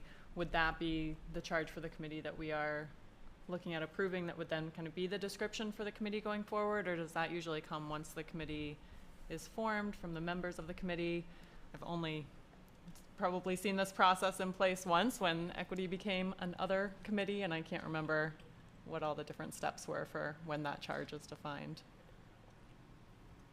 That's a good question. I know one of the things that I was really happy with over the summer is on, the list of the existing committees to really start putting some standard language for each of the committees around what their charge is. So I don't know when those were developed. Was it once the committee became a committee? When that happened? I appreciate Leanne asking the question for us to do that work, because quite frankly, we have it. Some of it was in my head, to be honest with you. Some of it was in writing somewhere, and we just lifted it. Committees had done the work already, and I think in this case, because it's a brand new committee, I don't think the board has to have it before you vote, but I think the committee would develop it after it's been voted in. So I would think that work, you know, would be more developed and defined, even from what Leanne just read as the committee is working. Because obviously, I was waiting for that. I was watching that bug, and I was like, I saw Kim go. Oh my Poor thing. It was personal. If that's for did the she get it? Is the question? I She did. Right. She got All it. right. But I That's think, what a vice chair does. right, to help the chair with that. So I think the answer is yes, committees have done that in the past. Yeah. I think that's where the work would be. So we're just we're approving that this new committee will be formed. We've said the name of it. There's a rough draft, but I don't think it's set in stone. And would there, just as I was looking at the tasks, I was thinking it could be a very heavy lift for this one committee to be not only systematically kind of reviewing from the 1,000-foot view what our communications are, how we're engaging with the community, but then also to have such an active role with the new school project and how we're looking at moving forward with that. And so would there still be the opportunity that if it was needed, that we could create an ad hoc subcommittee that was more focused on new school project, and that could come later? Or I would anticipate that probably all of the possibilities will be considered, but because we haven't met yet, because we weren't we still haven't been approved. So I think a lot of that is still to come, but it does seem like a big heavy lift, and I think some of the early work will be in sort of really nailing down what is it that this committee will do, how, etc. So I would say all possibilities will be considered. Yeah.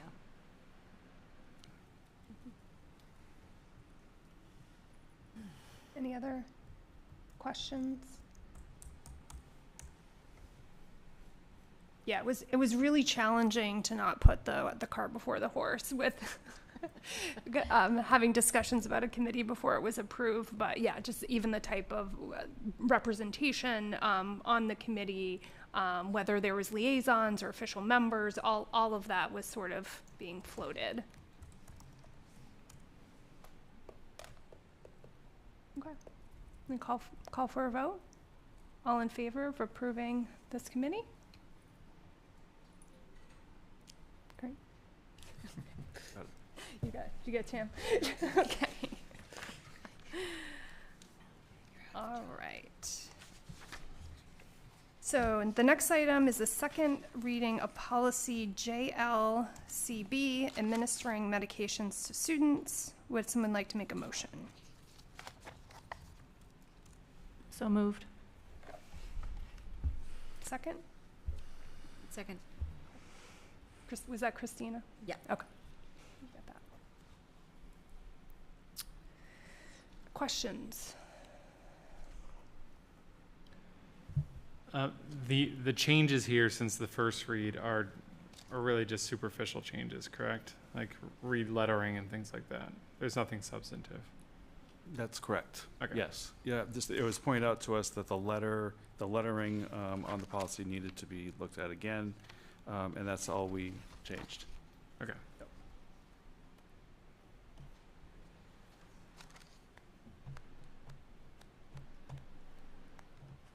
Anyone else? All right. Call for a vote. All in favor? Good, everyone? Thank you. Okay. And the final item for action is a vote on the property for the new primary school at 80 Gray Road. This is a renewal vote from our June meeting.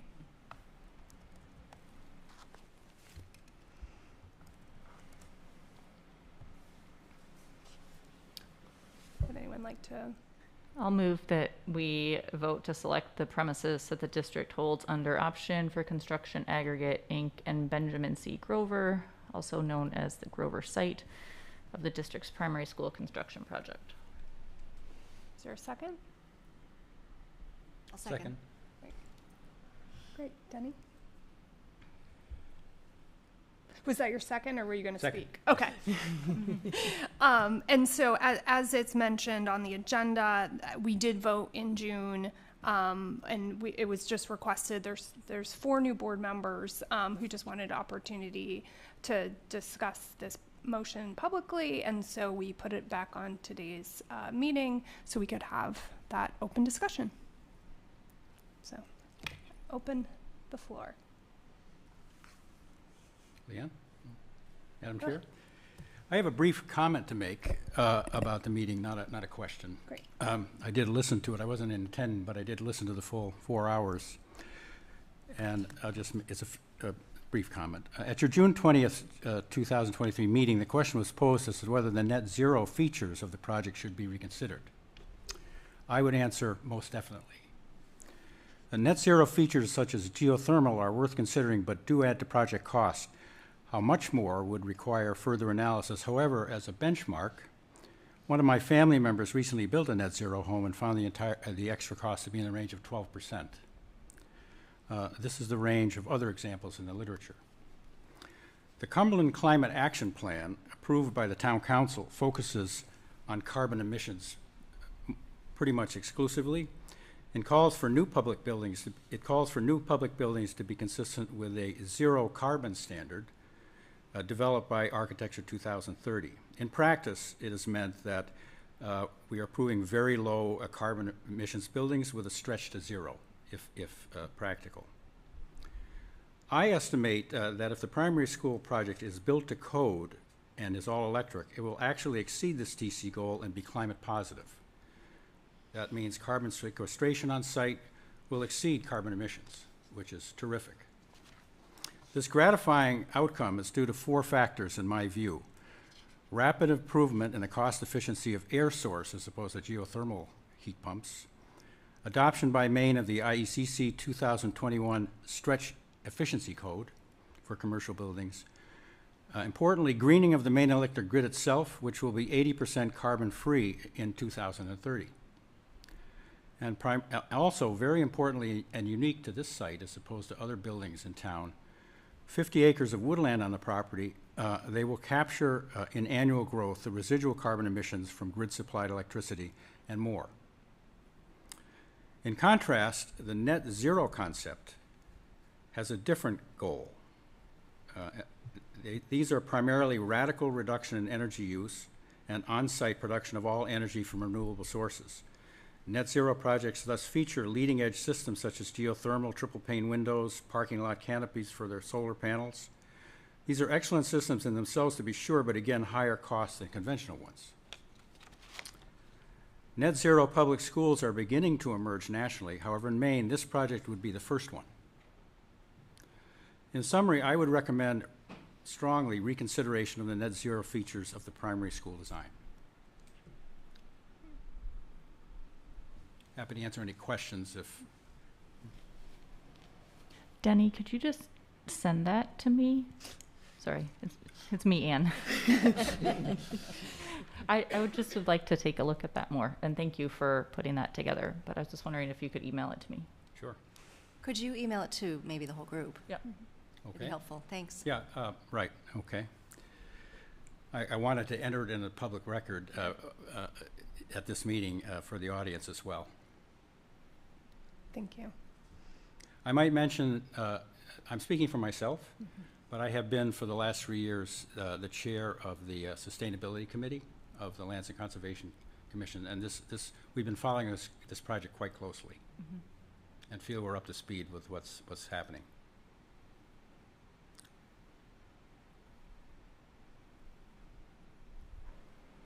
No question on solar panels.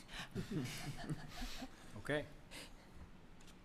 This doesn't call for on-site solar, my recommendations. Your recommendation does not call for on-site solar? No, my conclusions are not based on on-site solar. Okay. Carbon footprint. It's carbon footprint that we're after, and how we get there. There's many pathways, and as I would reemphasize, this particular site is a unique pathway for this district because of the 50 acres of forested woodlands. Well, and actually, this is the second time I've heard this, and I find it very compelling to hear that information, because one of the big questions that kept coming up is, why does the district need 76 acres? And our answer has always been, well, it was offered to us as 76 acres of land. But there are a lot of uses for it, and we just haven't answered some of those questions. But this is also a very important point. And I thought when Denny had mentioned it to me the other day, I found it very compelling. And I thought it was an excellent talking point. So thank you for bringing that. And there are many other sustainability co-benefits, which our Lands and Conservation Commission approved in concept, the design and concept, which I think is in the record. Such as, and I'll give you a personal example, such as wildlife corridors across from North Yarmouth.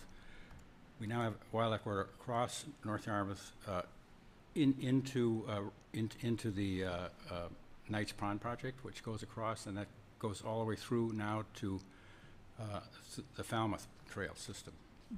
So I live on Range Road in Cumberland. Just last week, and this is the first time it's happened. I saw it 20 years ago, but this year a cow moose came up from the Millbrook onto my field.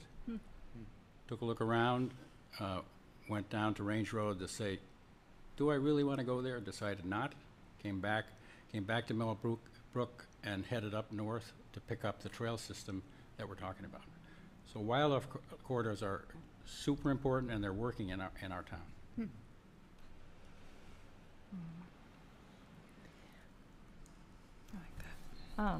I think for me, all of this information is really necessary for us to get into. But I think it's also important to reiterate to the public that this vote is specifically about the property and not the physical building. And I want to make it clear that after the failed referendum, the district put out a request for other land.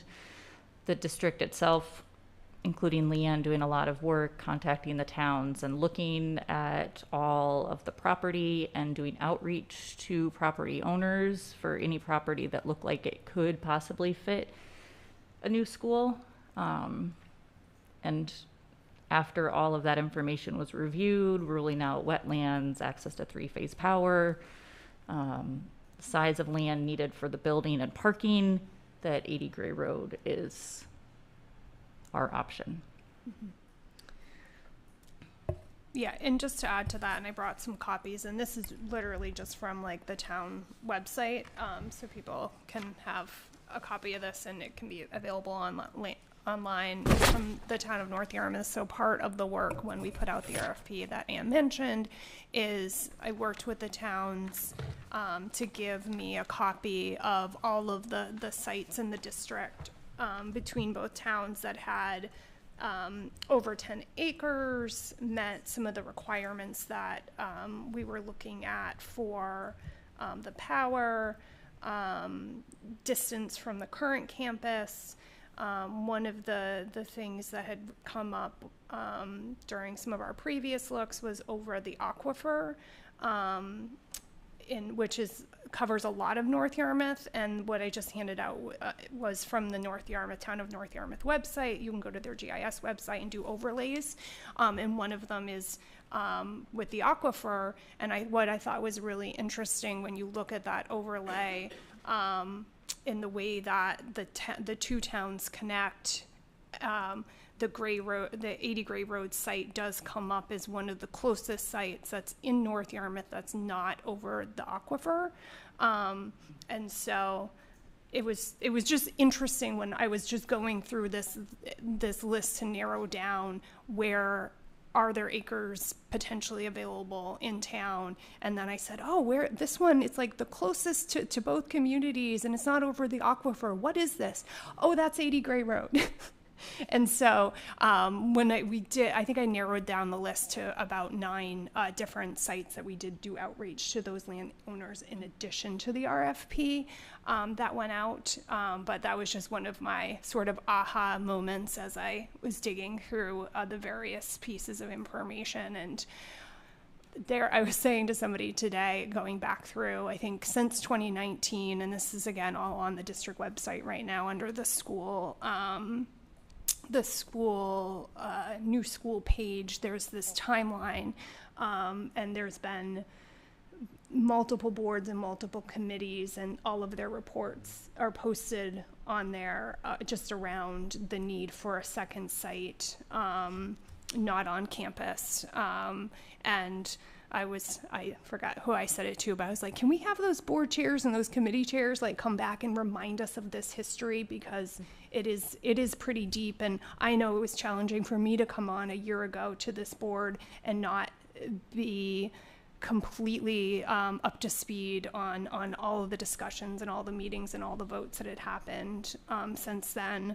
I think what's really challenging about the position we're in is we want to offer, we feel that we need to offer the community a solution for the enrollment growth, and want it to be something that feels like it meets a variety of needs, and costs certainly being a large one of those. And what can we do? We know that it was very challenging with the costs that went out the last time, and we definitely heard that feedback. And so what are things that are in our control that we can maybe make adjustments to? And again, this vote is not on the building, it's just literally talking about the site. I'm also just wondering if someone can give a bit of an overview. I don't want to do it, my brain's not really working, on why we're also, again, sticking with a second location and not being able to stay with the one campus model. Yeah, the one campus model keeps coming up, and obviously the commitment that the district made back in 2010, 11, 12 to the one campus model was based on the theory or the information that was available at the time that the enrollment was declining in the district, and that eventually we would be around, I think, there were two different studies done in 2009. One of them was 1,700 students, another one was around 1,800 students, and that would be plateauing at that point in the district. Obviously, we've now had 3 different enrollment reports ever since our enrollment wasn't going down. Back in 2016, we commissioned the first one through planning decisions. Then we had subsequent reports that the board commissioned in 2019, and then the latest one was a year ago in March of 2022, so a little bit more than a year ago.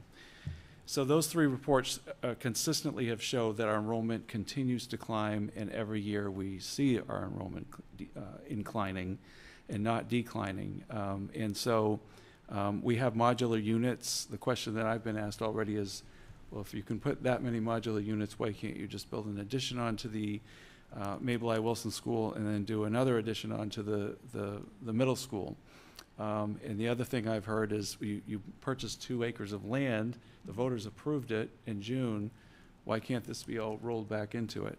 There are many, many, many, many factors involved in building a school or adding onto school on a permanent basis. What we've done is temporary. The modulars are temporary. Everything that we've done is to get through the next 5 years, which was approved by the board as a short-term solution. It is not a permanent solution, and it's not going to be it can't be a permanent solution. It's already tight. The solution we came up with is the best one that we could at this time without voter approval of a new school. The other thing that I'll just remind people of, when we went back to the history of the timeline, you can look at it.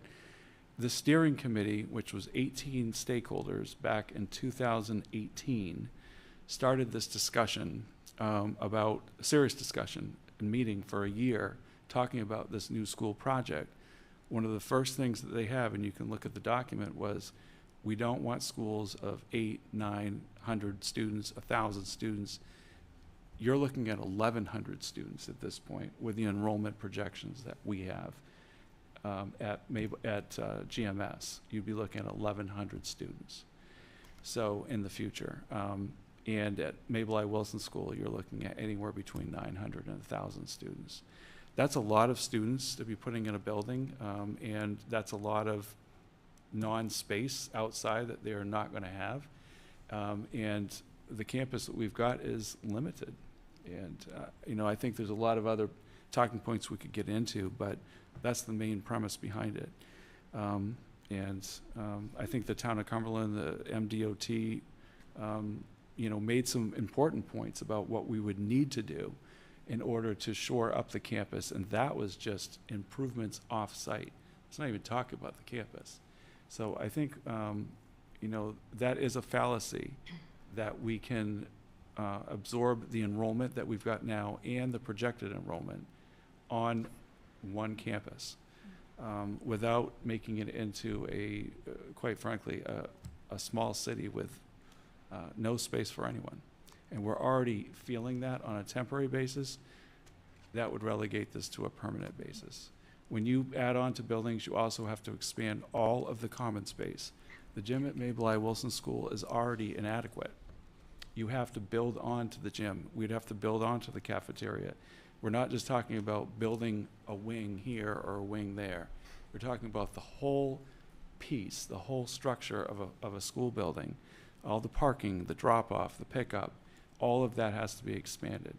That is not something that people think about when they factor in, why can't you just add on or do this? And so those are all pieces. This district has historically had 4 or more buildings, different times in its history. And when you look at where those buildings were and how many grades they were equitable to the point where we're going to have that kind of enrollment and need that kind of space off campus in order to accommodate the students that we have. So I think it's a misnomer to keep thinking we can keep adding to this campus. It's just not.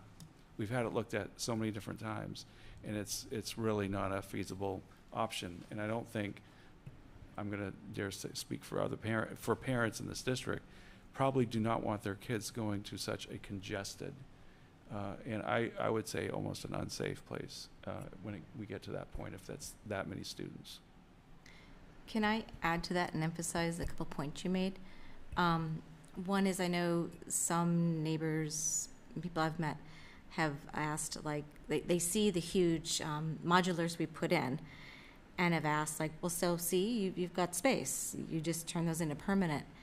And one point I want to add to your list is, practically speaking, like, well, how would we make those permanent? What do we do with students if we made those permanent? Where do we put them while they're being built, these new modular classrooms? 1, and 2, it's only a temporary fix, as you said, and thank you for saying about the common space. Those have to be added to as well, and those modulars don't have common space, lunchroom, cafeteria, so gym, et cetera, et cetera. And another point I just want to add, again, is safety. Modular buildings are not as safe as brick and mortar. I've taught in them. Whether it's ice that you're walking on, and even though they built shelters overhead and everything, or whether students and faculty are walking between buildings and we've got the chain link fence and everything, but the incidents that have occurred around the country that we're all watching with horror, modulars are not as safe as brick and mortar. So it's a harsh point, but I want to keep making it because we need to get the kids into real buildings. And they're great buildings. We've done the best that there is offered, but there's many reasons. I'm just adding to what you said, Jeff, that this is a temporary fix. We need to move forward. Yeah, and I also want to just add that the playground space is really nice right now, but it is inadequate for almost 800 students who are attending Mabel I. Wilson School now. It is a small space. We've made it as good as we can. We've put play space out there, but it is not adequate for an elementary school of nearly 800 students. It is just not adequate. It is not intended, that space was not intended for that number of students. Mabel I. Wilson School was built with a capacity of 550 students. The grounds, the building, all of it. And we are trying to make a building work for almost 300 students more, and there's more on the way. Madam Chair, I make a motion to call the question. Cease debate.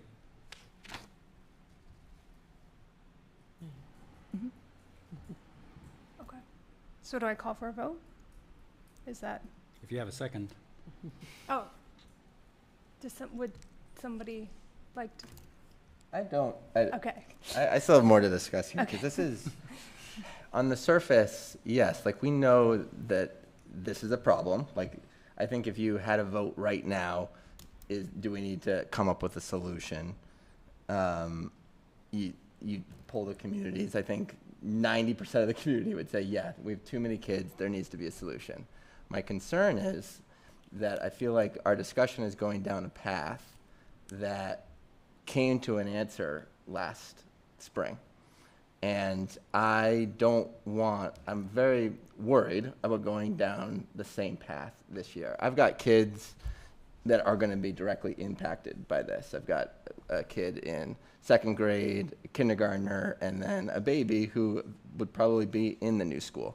So I'm really torn, because I think it must be really frustrating for the people that have been here to go over the same old stuff again. And you've probably had information that Jeff is saying that, like, yeah, an on-campus solution doesn't make any sense. We'd have to expand the gym. I think that's like, I haven't really heard that level of details or some of the bullet points you kind of skimmed over, which I think for me to really vote on this would be incredibly impactful. The other thing is, if we're voting right now on a revote on whether or not this is our site, I appreciate this map. I think I haven't not walked the site. I haven't explored it. I don't think any of the new board members have. And so for me to really feel confident in that vote and feel confident that whatever we put forward this year is going to pass, I feel like I would have to have more knowledge of the space. Because while I hear great arguments for it, I also hear a lot of arguments that are on the other side, completely reasonable about affordability. And so what if, I'm going through these exercises of, what if 80 Gray Road was not on the table? What would our solution be? Would we just wait for more land? Would we wait for another site? Would we try pushing a little bit harder or differently and try to figure out something on campus?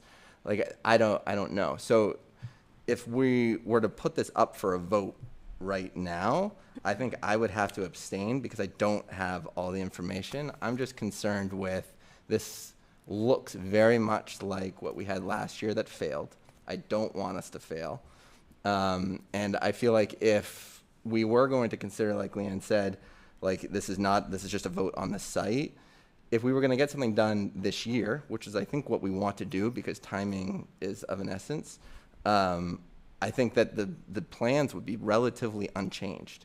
And if we were going to do significant changes that would drop the cost, we're talking probably another year out at least, because we'd ask for a new plan, we'd ask for RFPs for other plans to come out. So I'm concerned that we are just repeating what we did last year, and I want to make sure whatever solution we put forward, because it's really important to me, passes. And I don't know if I've heard enough quite yet to feel confident that we have made the case, or we will make the case, that's going to be different this year.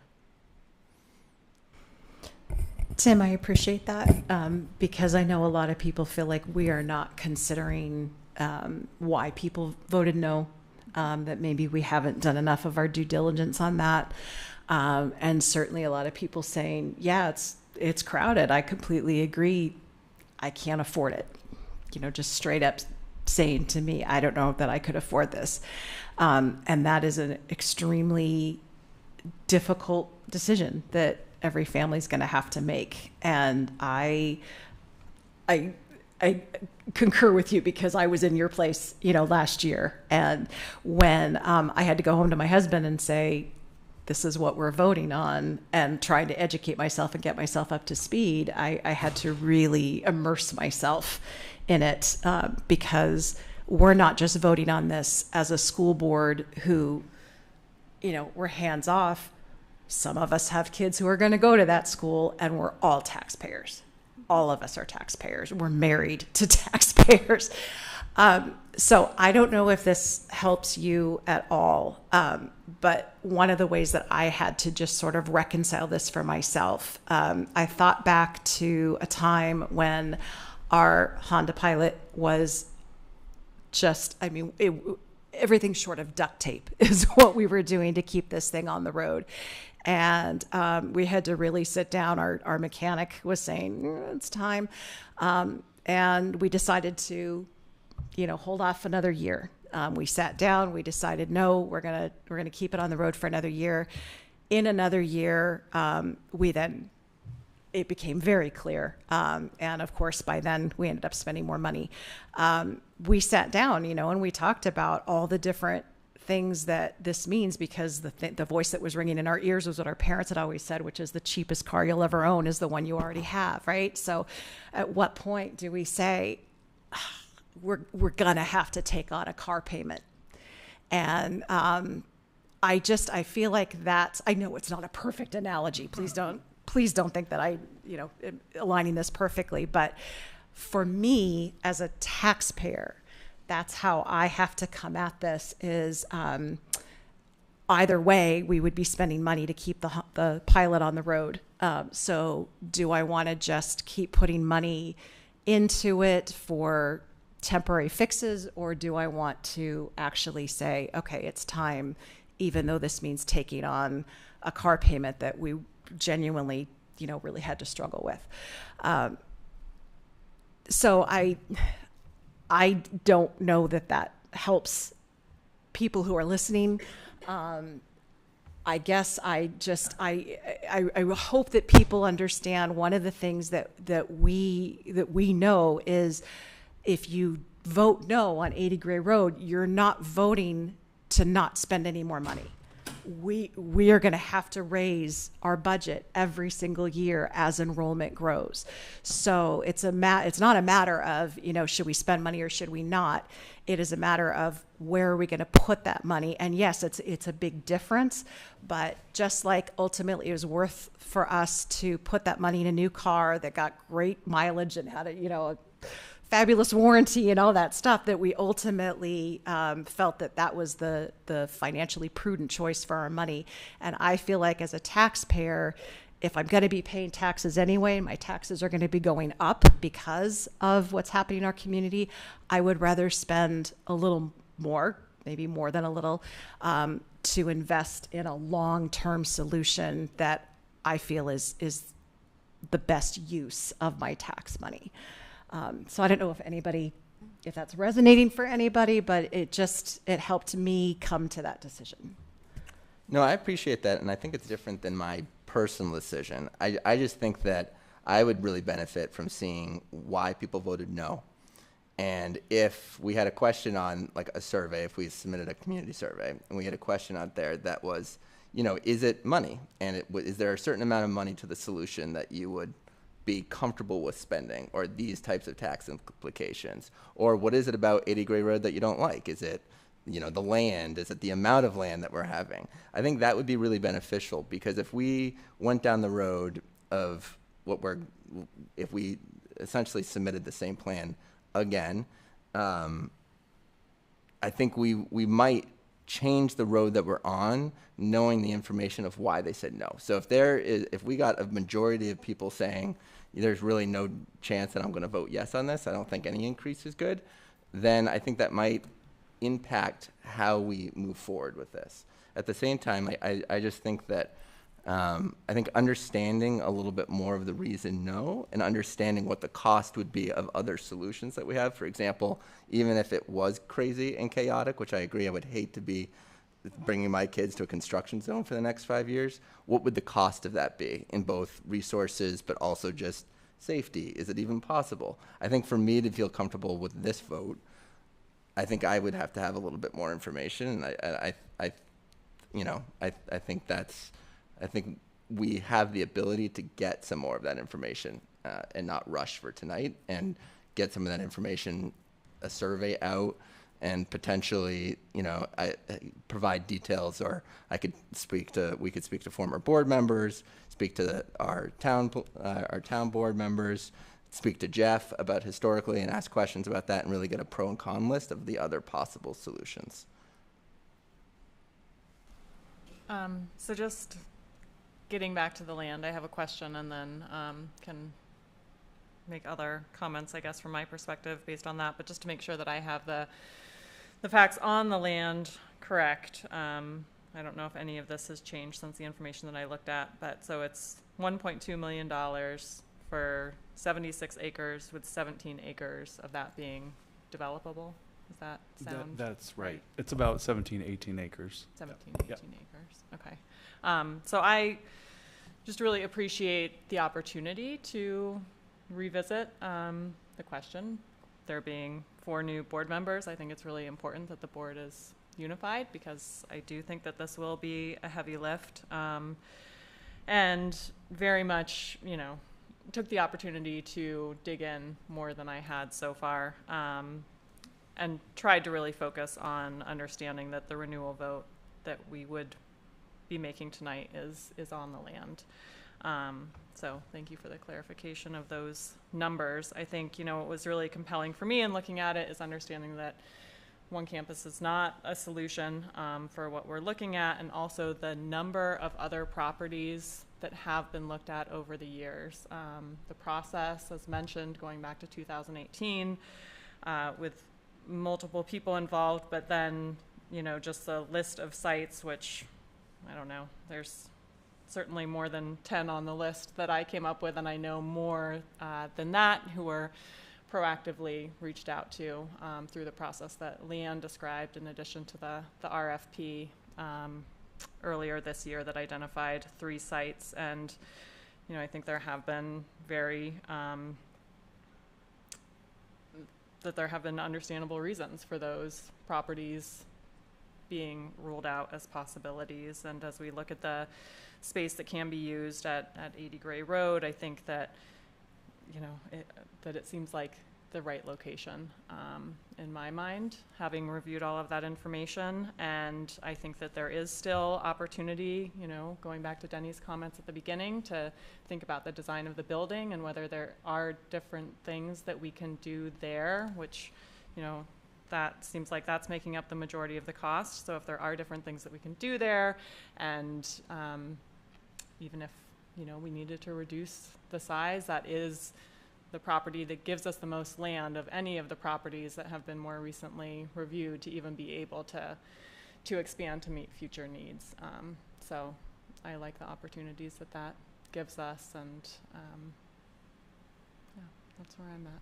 So thank you for the opportunity to look at it again and to dig in more deeply than I had so far. So I'll try to be brief. I just want to respond to Tim's comments, and I totally agree with everything that you had to say. If we, you know, push this forward and give voters the same plan that we did last year, we're probably going to fail. That being said, one thing to add to that: if we do that without engaging the community, then yeah, we are likely to fail. That being said, I am supporting this motion tonight because I think 80 Gray Road is a great site for a school. I've walked the grounds there. The thought of being able to send my kids there would make me like really excited. Like it's beautiful. I love that we'd be adding a school to North Yarmouth. I think there's just tons and tons of potential. But we have to, and as Anne was saying before, we're approving to work with this land.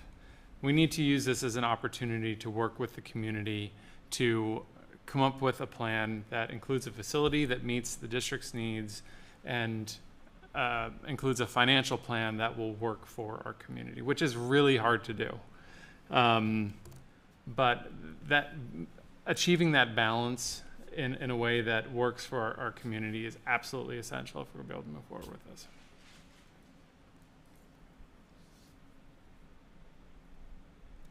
Can I just say, I agree with Annika, everything that you said. I think it's been a nice opportunity to look back at the timeline and the FAQs, because so many of these really important points are answered in those documents, and there's been so much work put forth. And Tim, I think one of your questions was, what's our plan B?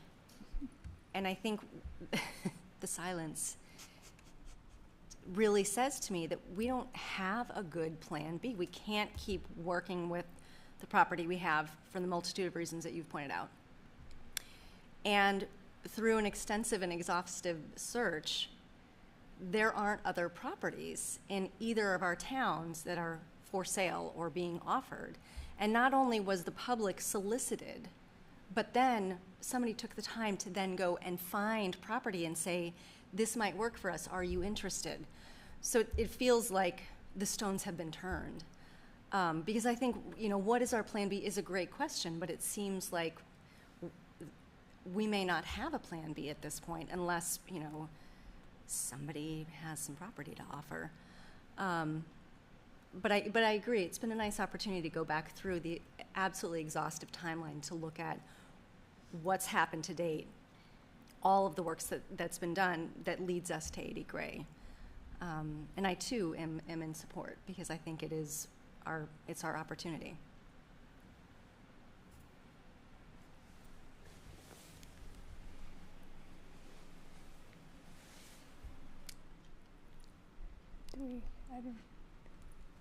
It's up to you. It's your discretion if you want to. Sure.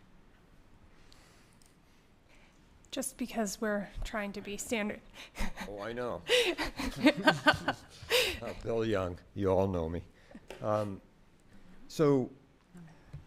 Couple things. I've been against this from the beginning. I'm an environmentalist, and on top of it, I know that place like the back of my hand. I mean, I really do. If that's what you got, that's the place you got, and that's where you got to do it. Then, you can't argue with that. That's the truth of it. It's too bad you have to tear up a great piece of land to do something like this. But I speak for the community on the other side, and I think you know that. I've been at this for a year since you've been at this, throwing figures out and everything else. And there's a couple of things that I think really concern me that I'd wish you just kind of consider, is that I think you're all right. There is no real way of getting around this. We got a problem. And we all know this. Everybody that voted no knows this is a problem. But it's the cost. That's what's going to kill it again. And that's just the truth. And what I'm seeing, and I pay attention, what I'm seeing is that you're not changing anything. Just what Tim said. And if you don't change anything, you're going to get no'd again. And we're going to keep doing this. And this is getting old. It's getting old on people like me that keep hammering at this and, give opportunities. Bill Shane said that, well, we're the 50 cents that Scott put out last year for the addition to the mill rate on a $500,000 house, evaluated at a $500,000 house, went up a quarter. So now we're at 75 cents. So I did the math. That adds $38,000 over the course, and that's at 4%, to a house valued at $500,000. So that's, it's pretty significant. That's over and above all the other taxes over 22 years. Over and above. Out of pocket, $38,000. Okay? So that's the major issue here. The money part of this is the major issue. And I would love to help you in any way I can. And one of the thoughts was that a few years ago we talked about farming out pre-K. Crickets. Nothing now. People in the community have talked about that. And we don't hear anything. I don't know where it went. I don't know where it went. That's not my purview, honestly. But so that leaves, if we did do that, farmed it out, that leaves K through 3. That's a huge school. I talk to a lot of people because of my job. I go all around the state doing my job. And I just throw these figures out to people, and everybody goes, they choke. They do. For pre-K through 2, that much money. And then you have all that. Everybody knows where the movement's going. It's going towards the middle school, and it's going towards the high school. And where does it end? And that's the scare. That is the scare in the community. Do the kids get a nice playground, or do people eat food, or be able to pay their taxes or their electric bills? That's the scare, guys. That's it. That's all there is. That's my minutes. Thanks. Did I go over 3? Thank you. I appreciate that.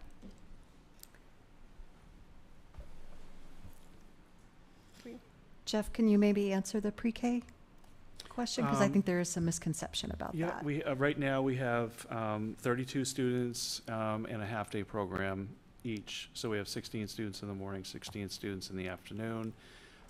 And the plan from the beginning with Oak Point and designing it, we gave them parameters years ago. 32 students, but full day was kind of the gist of the plan. The board can adjust that. It can look at other alternatives, but that has been kind of our guidance to the architects. And is there services that are offered that are important for us to have a pre-K program in our schools? It's actually cost effective. We actually net positive on our pre-K program because we work with child development services to provide those services. So we, instead of providing them in the community and being billed for those, we actually provide them in the school, work with CDS, and they pay for staff. And we're actually able to at least we're breaking even on the program. Madam Chair, I believe I called the question, so Okay. if there's a second, we could go ahead and vote. I'll second. So I'd like to call for a vote. Let me just get this. On the property for the new primary school at 80 Gray Road. All in favor?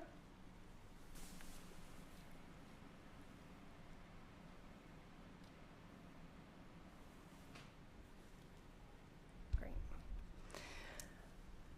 And I just want to add, I know cost. Was it unanimous? Oh, no, it We wasn't. put unanimous. I'm abstaining. You're It's not a abstaining? no vote. Okay. It's just abstaining. Is that cost is absolutely a huge consideration that we hear, understand, and feel as taxpayers. And we've been, one of the first tasks with Oak Point is they're already working on other options and opportunities. I do have, one of my major concerns is just around the continuing enrollment growth, and I do not want to have a school open that's already going to be full. Looking at our numbers, I do feel like it has enough space that it's going to meet our projections. Looking at our numbers, I thought this was quite moving. Back in 2000, we had over 2,421 students in our schools. This year, I don't know what today's number is, but it was around 2195. So we are 200 students away from our max in the year 2000, and I know and feel that there's been a lot of changes in our community with a lot of new residential growth in those years, and we're still 200 students away from our student population in the year 2000. And so I think one of the things that is a challenge when looking for cost-cutting measures is to make a smaller size school. But given our growth and our projections, and we're asking for updated projections, and we'll be reviewing this year's enrollment, we're 200 students away from our max in the year 2000. And to be clear, in 2000, we had 5 buildings? There was the North Yarmouth School, there was Drown Road School, and the Sweetser School was being used partly as a classroom space at that time, I think. Our building? Yeah. Was I that back in don't think so. 2000? No, that must have been before. It was before that. Was there any other space? Drown Road School, North Yarmouth Memorial. If I can make another point, I think I hear people concerned about the price, and they often say for an elementary school for such young kids. And I hear that. It seems insane, the price tag. But I think a trick of the mind is occurring on all of us, perhaps. They're students. They're all individuals. Think of them that way, not as little people. and needing, like, how could they need all that money, you know? And it's not, don't think of them as elementary kids. There are children, there are students, and they need space. If it helps, think of it as like, okay, what if that many students needed a new high school building? Does that cost make sense, a little more sense to you then? And why does it not make sense to you if it's elementary? So it's kind of a play in the mind, like, oh yeah, these little people, how could they possibly need all that money? It's like, why does that little kid need like all those expensive toys? Like, well, never mind the age, you know what I mean? I think it's happening to me too, like, really? For these little kids, they need that? Like, yeah, they're students. So yeah, I just want to make that point. It's kind of a weird point, but I think it's relevant. And I know we have the superintendent's report, but I think there's some important things we'll mention moving into committee reports around finding space and plans to do a lot of the things that were mentioned, wanting to bring people back to the site, having engagement sessions with Oak Point around the design. I think what's challenging is, you know, a new board gets put in place at the beginning of the summer, and trying to get everyone up to speed so we can have some more of these conversations that will get into the details and with the community around what are the additional decision points that are needing to go in place, and how can we both share information but bring people in on some of those decisions and go back and walk 80 Gray Road with everyone. And if I may, Tim, I don't want your point to be buried just because the vote passed. I think that it will be really important that we continue to look at what it would, what option B would be, what that would look like, so that when we're voting, it's not about, you know, kind of like I said, voting for 80 Gray Road or voting to do nothing. It's not that we're doing nothing. It's what would happen to our campus. What would that cost be to continue to fit these kids on the campus, and what you know, why various options that come up, like building on the back of GMS or using the ball field between the middle school, or between the elementary school and the middle school. Those are all reasonable questions that people are asking. So just because we voted yes doesn't mean that we're not going to continue to make sure we have really strong answers for that, because I know that that's what I would want if I was voting on this. So. And just because I abstained doesn't mean I don't support it. Like I'm excited for the North Yarmouth site as well, and I hear it's beautiful. But can we circle back on the potential? I don't know if this would be under the communication committee or what, but I do think we brought it up a couple of times. A potential survey of just the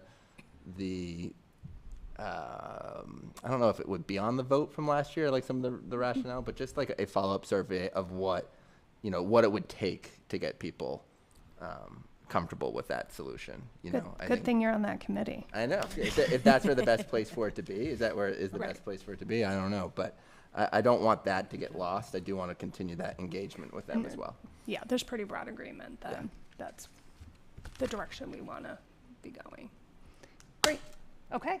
So before we get to committee reports, we have the superintendent's report. Exciting, right? So we've had obviously a very vigorous start to the school year, as you heard from the principals tonight. We have about 40 new staff members, and they're here in the photo op. We had a district orientation onboarding day for them, got them acclimated, and then they had onboarding in their schools as well. This was the first staff meeting. We had everybody kind of just stop for a second and look our way. This is not all of the staff, but tried to get as many as we could from the GCA. And really positive energy starting the year off, just really excited to see people ready for the year. Mabel Wilson students, obviously you've heard a lot about this, but the picture in the bottom right is of Don Foster, Kevin Foster, and Carl Rowe. And this was shot after hours in the late evening or early evening hours a couple weeks ago. Just working as hard as they could to get that playground structure put together for the students, before the first day of school. And then you can see a picture on the first day of school as students were trying it out and then trying out the shaded pergola as well. You also heard from Carl Francis talk about the 9th grade onboarding being a big success, especially taking an actual dedicated school day. The class of 2024, I was able to just show up for a few minutes, and they were just really into it. A lot of high energy from the class of 2024.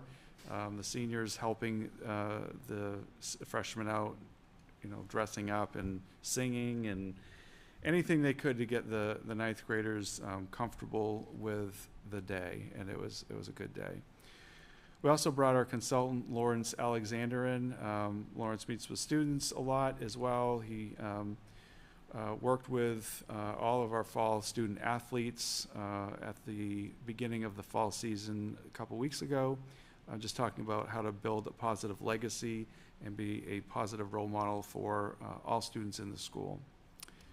And I obviously you've heard by now, but I think it's worth mentioning again, this is now the 4th year in a row that Greeley High School has been named by U.S. News and World Report the #1 high school in Maine.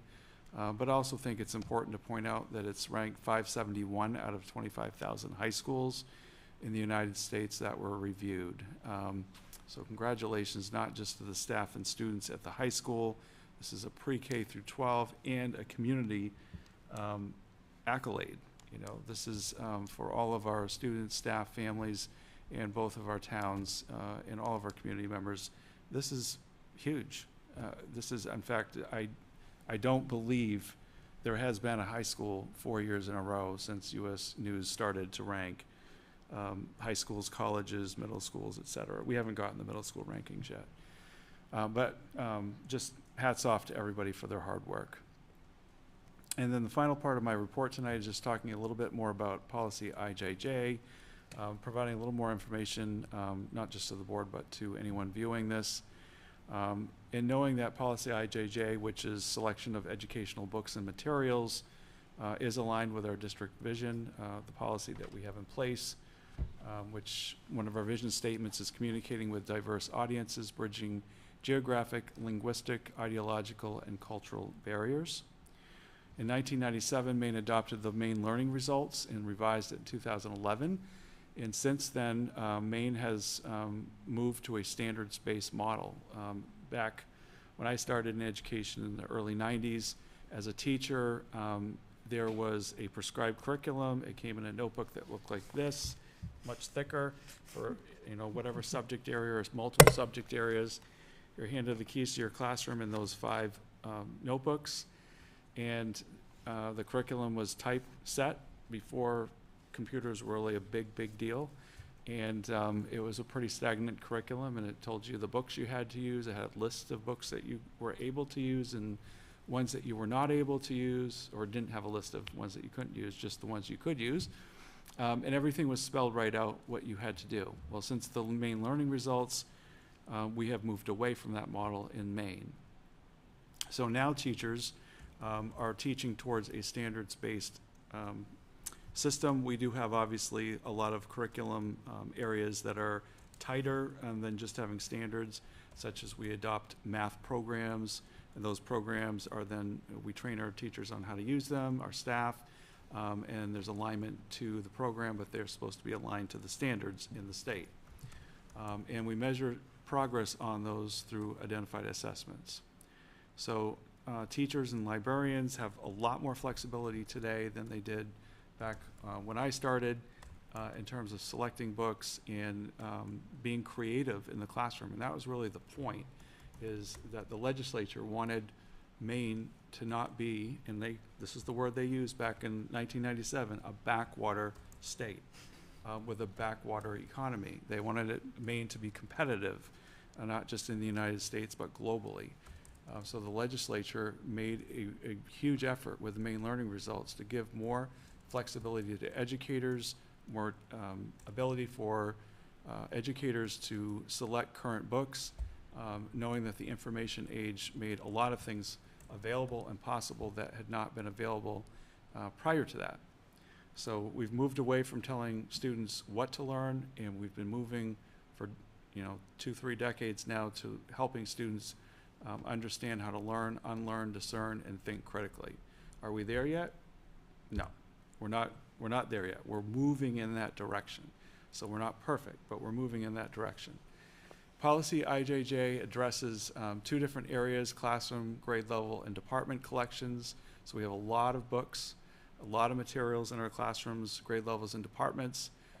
And those are selected by teachers, by groups of teachers, by teams of teachers, by departments at the high school. And then we have library and media center collections. And for the rest of this part of my report, I'm just going to really focus on the library collections. We have just under 40,000 books or copies of books, not actual books, but some have more than one copy for some of our books. But we have 40,000 copies of books between our 3 libraries, and this does not include any other places in the school. So policy IJJ talks about serving all students.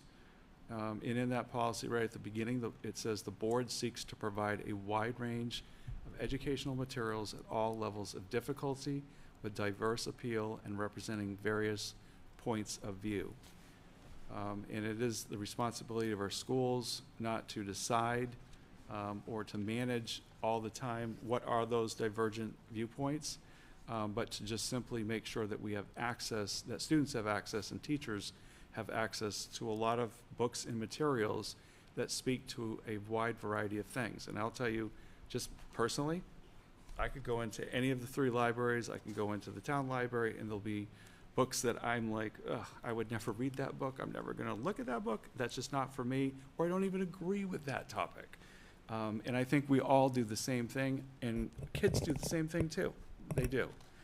But it really isn't our place, and policy IJJ makes it very clear that we need to provide a diverse opinion. We've got to make sure that we've got books and materials that speak to all of our stakeholders, and our students obviously are our stakeholders.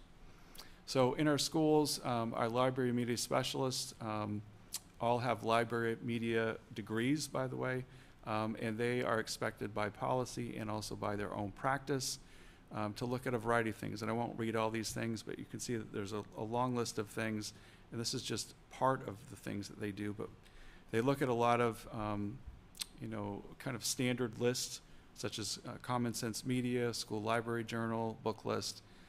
They also look at the criteria, which is in policy IJJ. There's about 10 different areas that relate to their age level.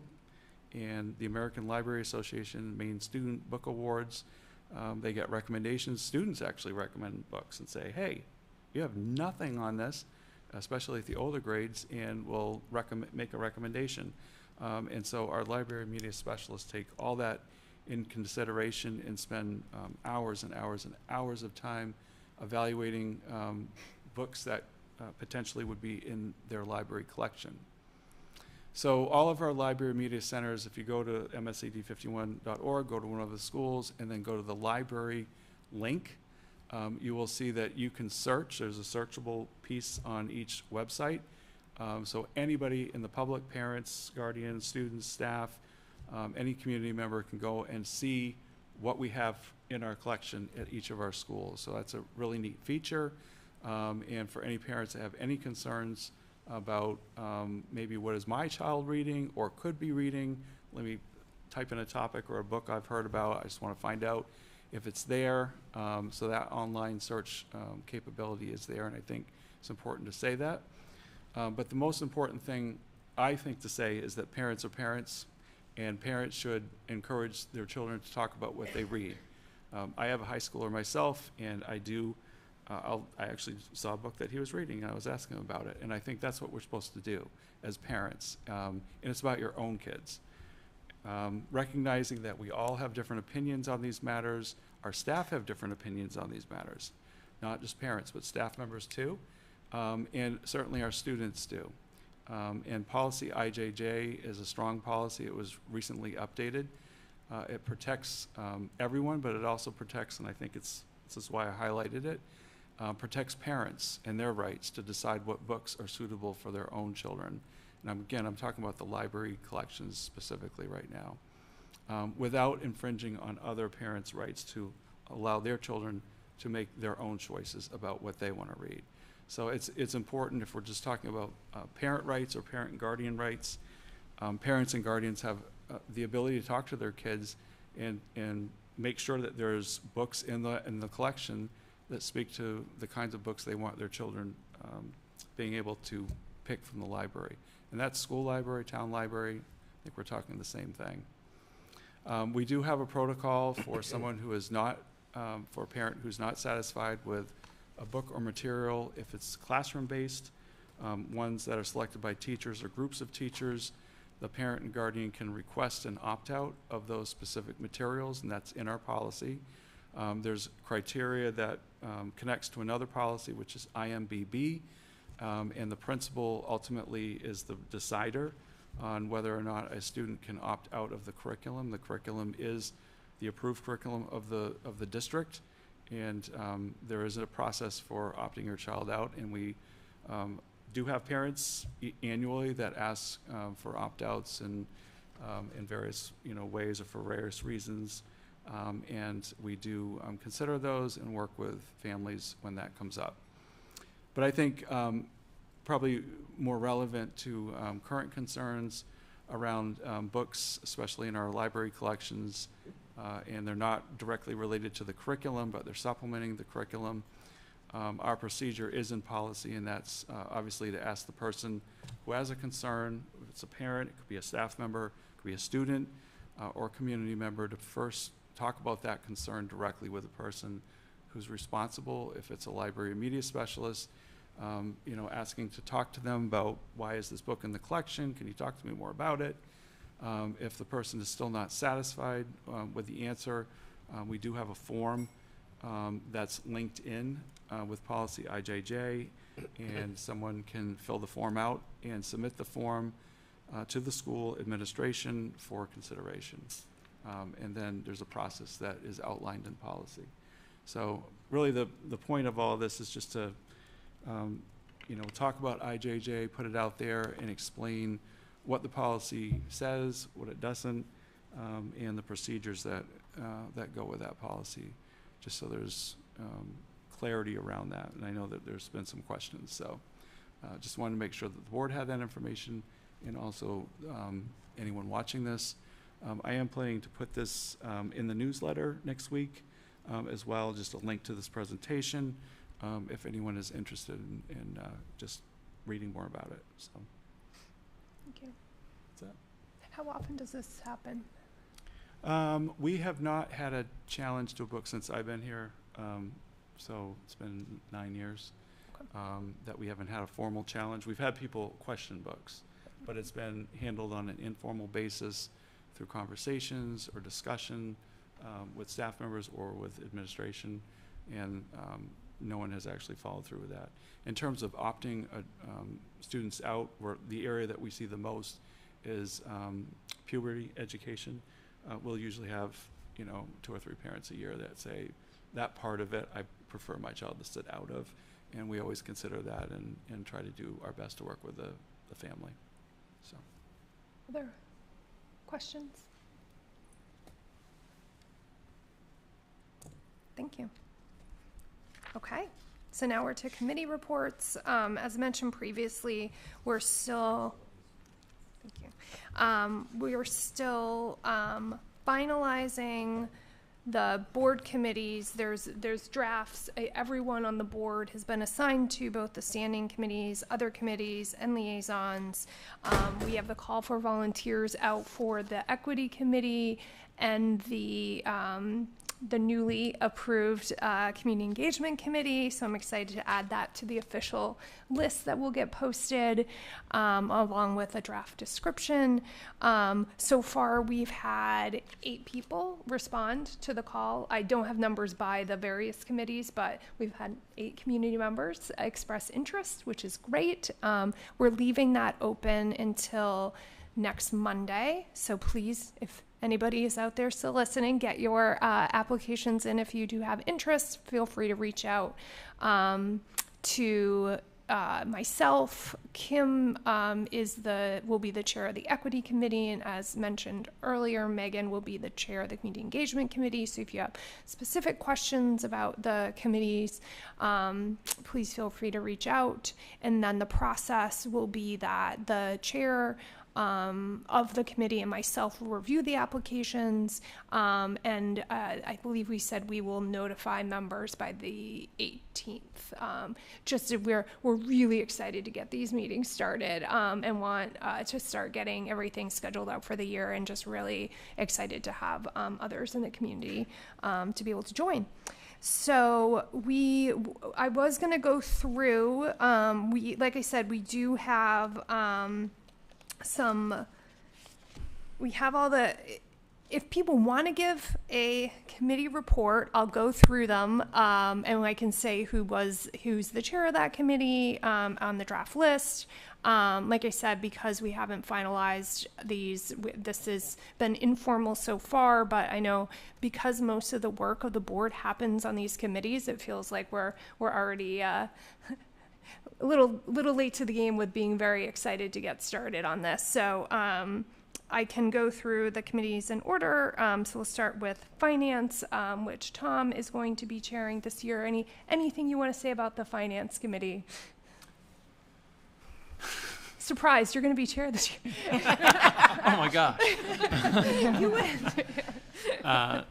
Only that I had a good educational experience with Scott signing the warrants of the district's expenses, which are varied. Yeah, get the hand ready, right? Yeah, but things for that won't pick up until later this fall. Great. And then into the winter. Great, and thank you, and thanks to the board in general. I know it's been a lot of work to get us up and going, and certainly the added responsibility of a chair. So certainly appreciate that. And for policy. So I was able to meet with Jeff earlier this week, and we reviewed sort of right now the policies that are on the list to hopefully be reviewed for the year.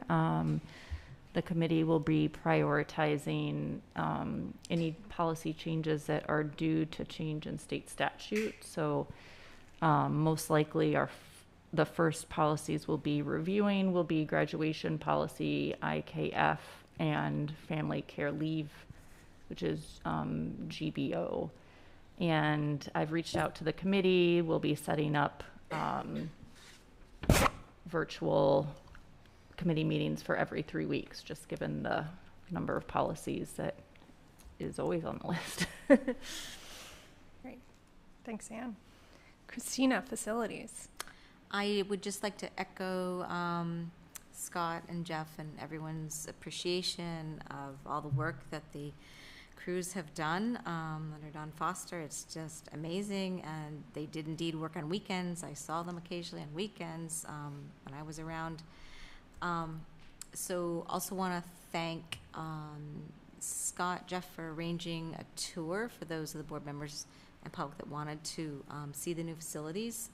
What's been done with the modulars, on the snack shack, what is being done on campus and how things are being moved around. And so we've started off the year with that and getting our act together on when we can meet and our agenda. Great. Thank you.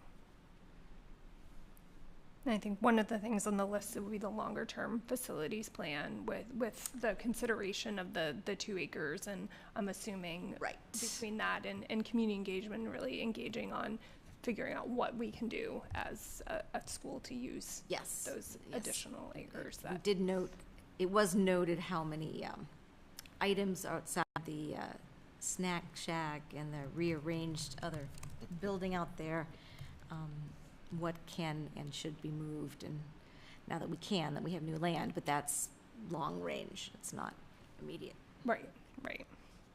Great, thank you. Back to Tom for curriculum. No real updates yet. I need to connect with Susie Robbins, who's my co-chair, to develop an agenda for the year, and then I will be in touch with the committee members about next steps. Great, thanks. Kim for equity? Yeah, since that's a committee that is not fully formed yet, I haven't reached out to anyone about, starting to come up with meeting days and things like that, but we do want to front load a lot of it because we want to get the plan passed so that we can continue to move forward with the items that are in the plan. There is a meeting on Friday with Lawrence Alexander that I'll be able to attend, and very much looking forward to just kind of checking in with him and seeing where he's at. I'm also really looking forward to the teacher that will be on the committee this year that the MEA delegated. Is that the right verb? Or appointed? Yeah, so we did invite the Teachers Association to appoint a member, and then I had also asked for representation from MAW, and also invited back the prior year's participants from the school, who I think all agreed, but we need to formalize. I mean, we'll be formalizing that before the next board meeting. Right. Yeah. Right. So yeah, we're in a holding pattern, but Tim, I think we're going to have a great committee to work with. So. Yeah, I'm excited, and I will take the opportunity. We got one response since Leanne's recent push for more feedback, so I want to encourage again, everybody, please find Leanne's email and the link to, it's posted on the website as well, for feedback on the plan. The more we get, the better it becomes. So, and the easier our job will become in a couple of weeks when we finally get to the committee together. And I'll make sure that we put that back in the newsletter. I didn't think to do it this week, but we'll do it next week. That'd be great. Thank you. Yeah. Great. Okay. Student reports. Okay, yes. So as I'm sure for everyone, this time of year is incredibly busy, and there's almost too much to talk about in my student report, but I'll try and pare it down. Well, first, as Mr. Porter said, the freshman orientation, where senior mentors welcomed the freshman class into their first real day at Greeley High School. It was a really great experience to meet all the freshmen. Me and one of my classmates were the mentors for Miss Goldblatt's advisory, which was super fun. I really enjoyed meeting every one of my little mentees, and I can't wait to work with them and see them in the halls throughout the year. And I know that many senior mentors feel the same way about just welcoming the freshman class into our great school. Also, I would say that the new schedule, as we talked about, is coming along, and with next week being our first full week of experiencing it, I think that it'll really start to solidify in people's minds and start to get some feedback about what people like, what they don't like. I'm very excited to experience that first week and also hear about what people have to say. Also, I definitely feel that there's a wide amount of excitement about classes. I know that when I walked into each of my classes, I had a definite feeling of just feels good to be back in the classroom. And I definitely think that that's felt among much of the student body. And in a super exciting note, we got 2 soccer wins against Yarmouth, which, if you were paying attention, it is the first time that the Greeley boys soccer team has beaten Yarmouth on our home field since 2007. So that was pretty huge. That's very exciting. And one of the things I did want to ask was for the community to be reminded how they can do live stream or watch the live streams of games. Yes, the YouTube. Yeah. Because I think if we can't be there in person, any way we can follow along online would be great. So we put it in the newsletter from time to time, but we really are going to be rolling out our YouTube. Now has been completely revamped. If you go to our YouTube, we have one channel, and we have we have categories on our channel, and one of them is athletics. So live streaming our athletic events is one whole category. You can just go to one place now instead of 2 different YouTube channels. And so if you want to watch a board meeting and then catch a game too right after that or before or whatever. You have the 2 screens going? It's awesome. We have events now. We have testimonials and kids on there. And we had things from last spring, some presentations. Thank you to Melissa Porter, who is my assistant and has done a lot of work updating the YouTube channel. So we'll be rolling that out in a lot more fashion, but that's a reminder for us to keep doing that. I believe we're working on the cameras on the field right now. Okay, okay, good, good to know. Yeah, they have to be mounted higher. Are the games only live or are they archived too? No, they are archived, so you can, and I guess the new technology is kind of cool because the camera kind of follows the players on the field and in the gym, and without having somebody have to, actually watch it. I don't really know the technology, but it's kind of cool. And the coaches then can go back and use it, and so which is great. You know what? There's a name for it. Huddle? Our technology. Yeah, I think it's called Huddle or something. Yeah, HUDL. Yeah, Right. Huddle. Yeah. Huddle, right. But we will make sure that's on there because it's the YouTube channel is really pretty cool. We're just waiting for the electrician to come back and finish his thing. So, and I did want to know, I have a 9th grader who just happens to be one of Tommy's mentees, so lucky kid. Lucky kid. Right. Great. Sophia? Yeah, so I think a lot of what Tommy said, I feel like there's been a lot of excitement coming back, especially because we're now upperclassmen. That is very exciting. We can drive to school, so that's a big deal.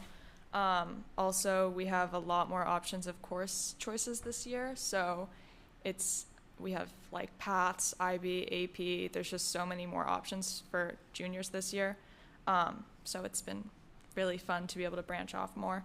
But I think the schedule will definitely take some time to adjust and figure out how that'll work. But overall, I feel like everyone's been super excited and like ready to learn. So yeah.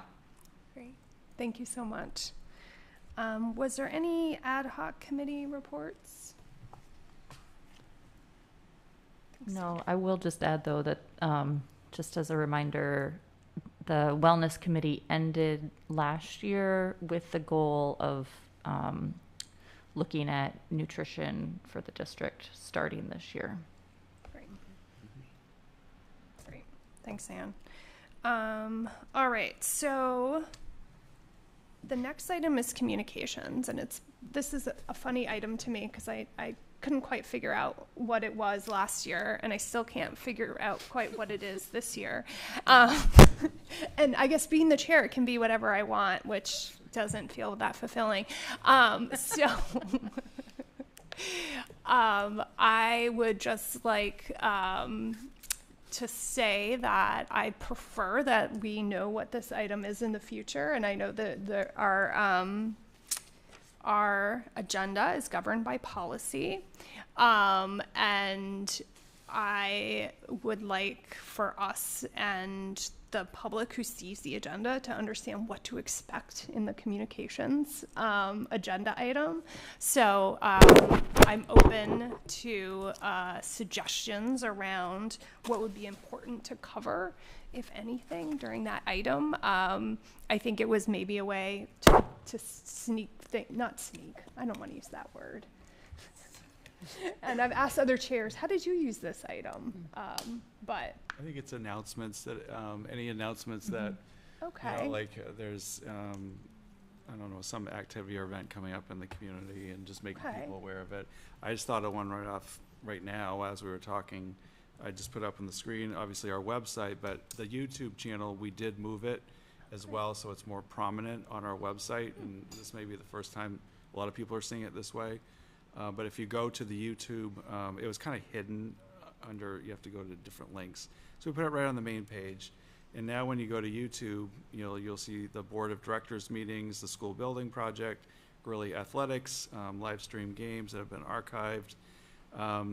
We have the silo showcase from last spring, presentations, PTO information. This is still being developed, but it is far more robust than it was before, and you can kind of go and continue going with the arrow until you want, you find everything you want. So it's kind of a lot more exciting. Again, I just want to put that out there, and we don't need to relive board meetings, but if you ever want to, you certainly can. Great, thank you. Yeah, and usually at this point in the agenda, we're just like, okay, what's the next agenda item, which is adjournment. But I am taking suggestions for what this should be. If the policy committee decided they wanted to look at the board agenda policy and make other suggestions, or if the community engagement committee had an idea for the communications item, I'm open to suggestions. But yeah, I guess the only last thing I'll say is the next board meeting, which is coming very quick because we moved this one, so it's on Monday the 18th, so less than 2 weeks away. There is a lot of important things that we're voting on that we went over today. Everything from the strategic priorities to our goals to finalizing the committee list to the I think we had something related to the referendum date on there. So lots of things that we have to look forward to at the next meeting, which will be before we know it. So moving on, do I have a motion to adjourn the meeting? And trust me, I am watching the clock too. I move to adjourn the meeting. I'll second. All in favor? I don't usually have to look for this vote. It's usually pretty unanimous. That's great. Thank you. Thank you.